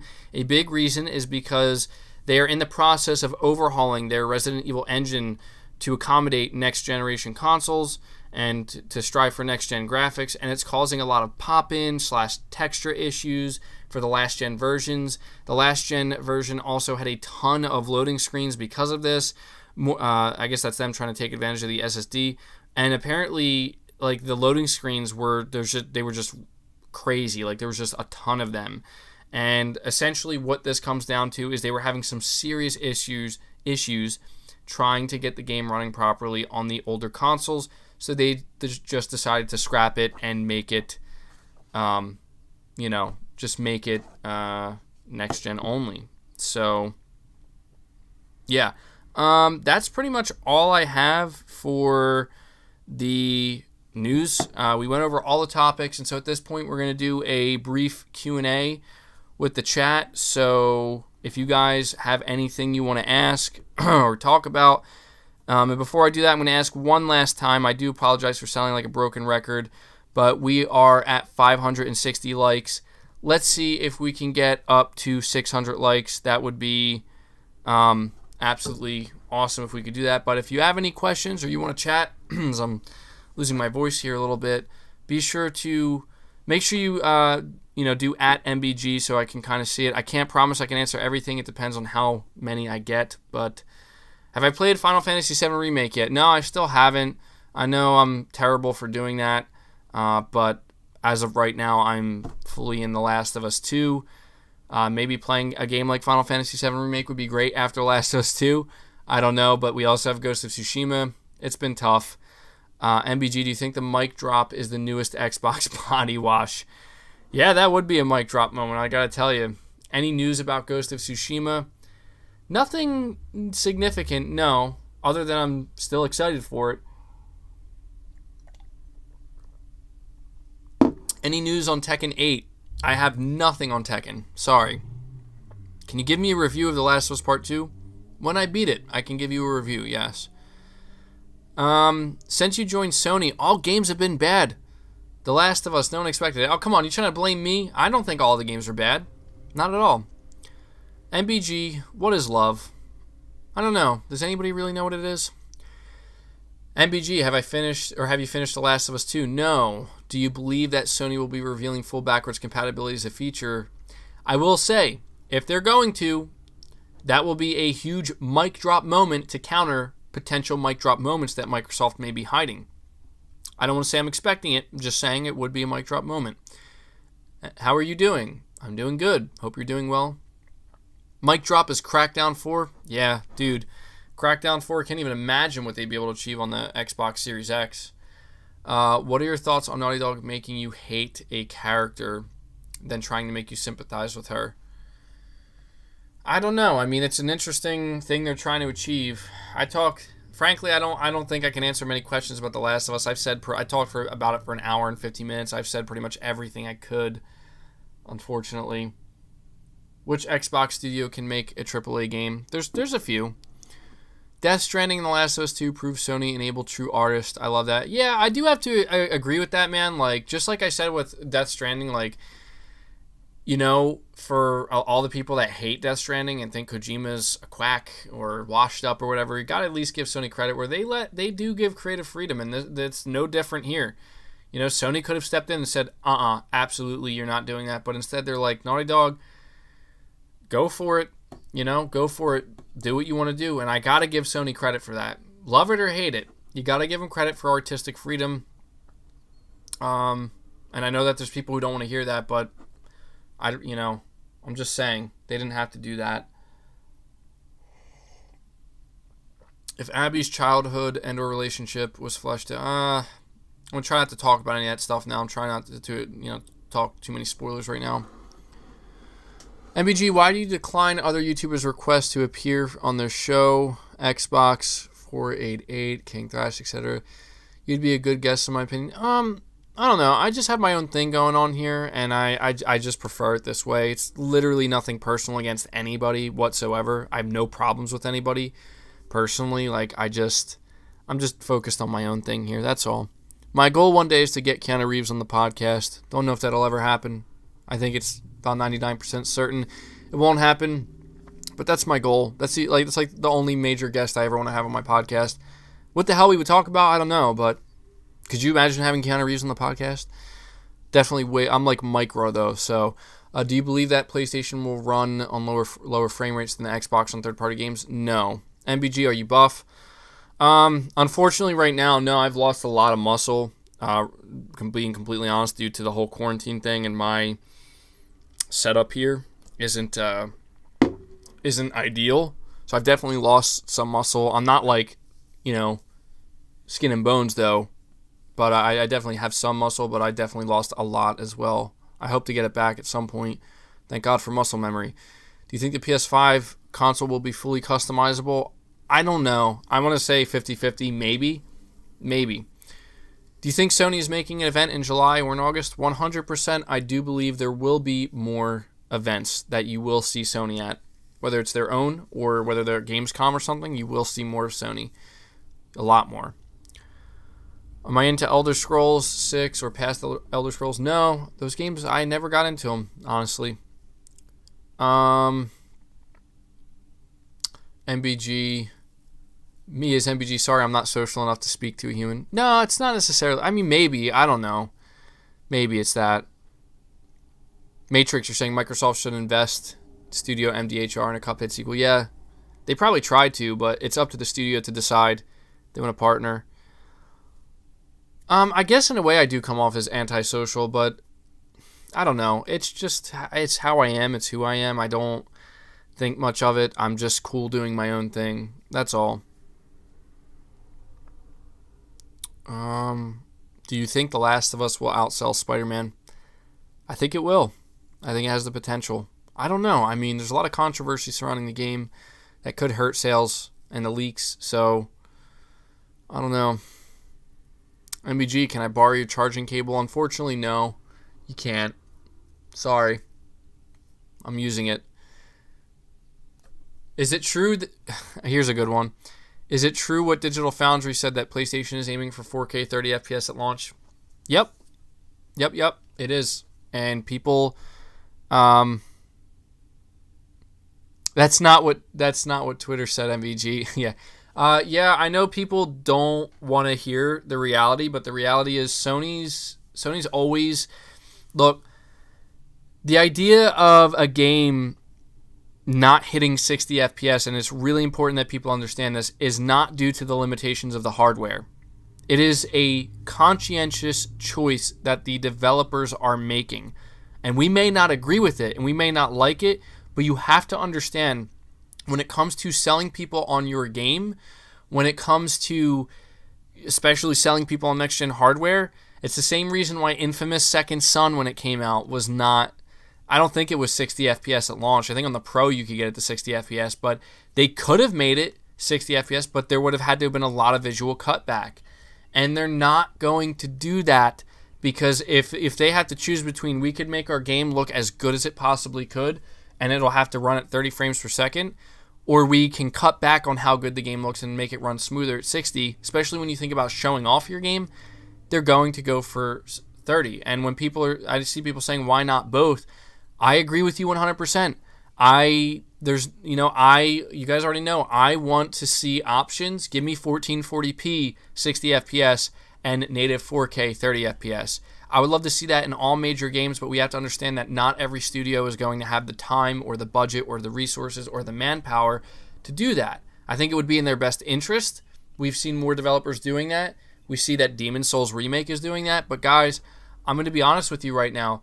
If you're expecting most games to be at 60 FPS, I hate to say it, but you might want to not expect that, because that's never really, again, it's never been a hardware limitation. It's been a conscientious choice, and, it is considered the standard.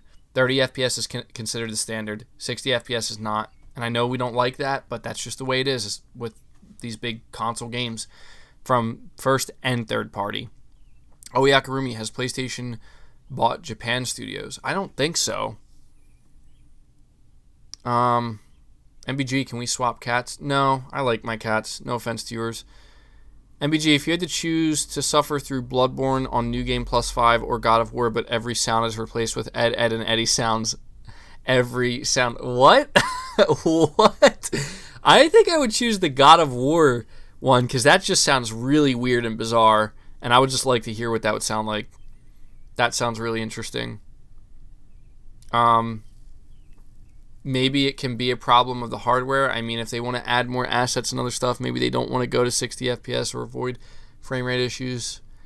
Is anybody paying attention to the Xbox Series X memory bandwidth is split where the PS5 has it all available? That's true.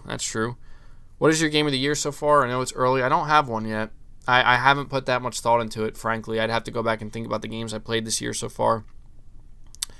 Something to consider, the more cinematic games become, the less desirable high frame rate may be.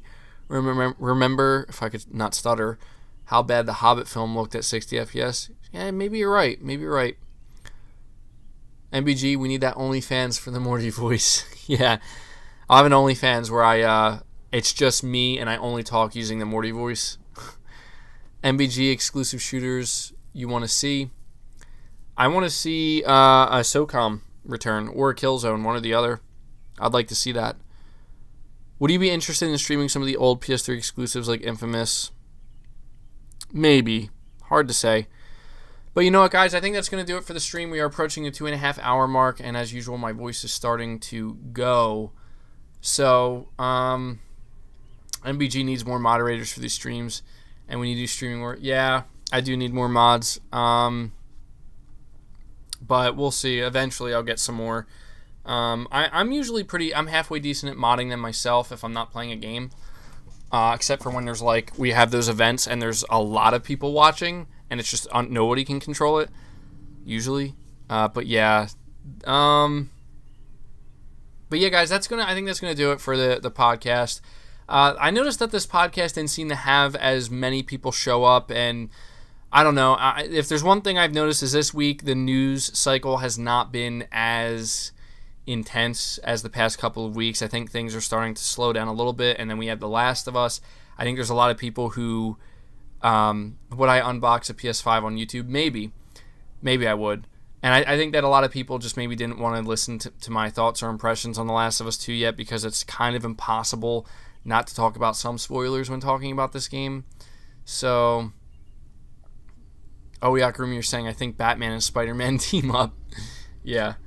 But yeah, I do appreciate everybody who did stick around and hang out, and I really do appreciate the support you guys have been showing for the podcast recently. It means a lot. Appreciate all of these super chats, all of my members, and I know that this was maybe a little bit of a down podcast because, anybody who listened to the first hour and 15 minutes, you know how I feel, but at the very least, I hope you did enjoy it. And so at this point, all that's left for me to do is beat The Last of Us, contemplate everything I played, and I will do a review. And I'm assuming that review is going to be super divisive, and I certainly don't expect everybody to agree with me or like it, but I have to be honest, and I'm looking forward to, completing the game, and whatever's going to be is going to be. So, yeah, hopefully this week as well we have some significant news to go over during the normal week and the videos I create and the content I create. I hope you can look forward to that. So I hope there's some big stuff we can talk about and go over, whether it be official news, leaks, or rumors, just any stuff that gets us excited. So that's going to do it, guys. I hope you did enjoy it. Once again, last time before you head out, make sure you hit that like button. I see we were able to get over 600 likes. Let's see how far we can go past that once the podcast is out and people watch it after the fact. So thank you so much, guys. I hope you all have a great day. Again, happy Father's Day. And, yeah, until next time, guys, take care.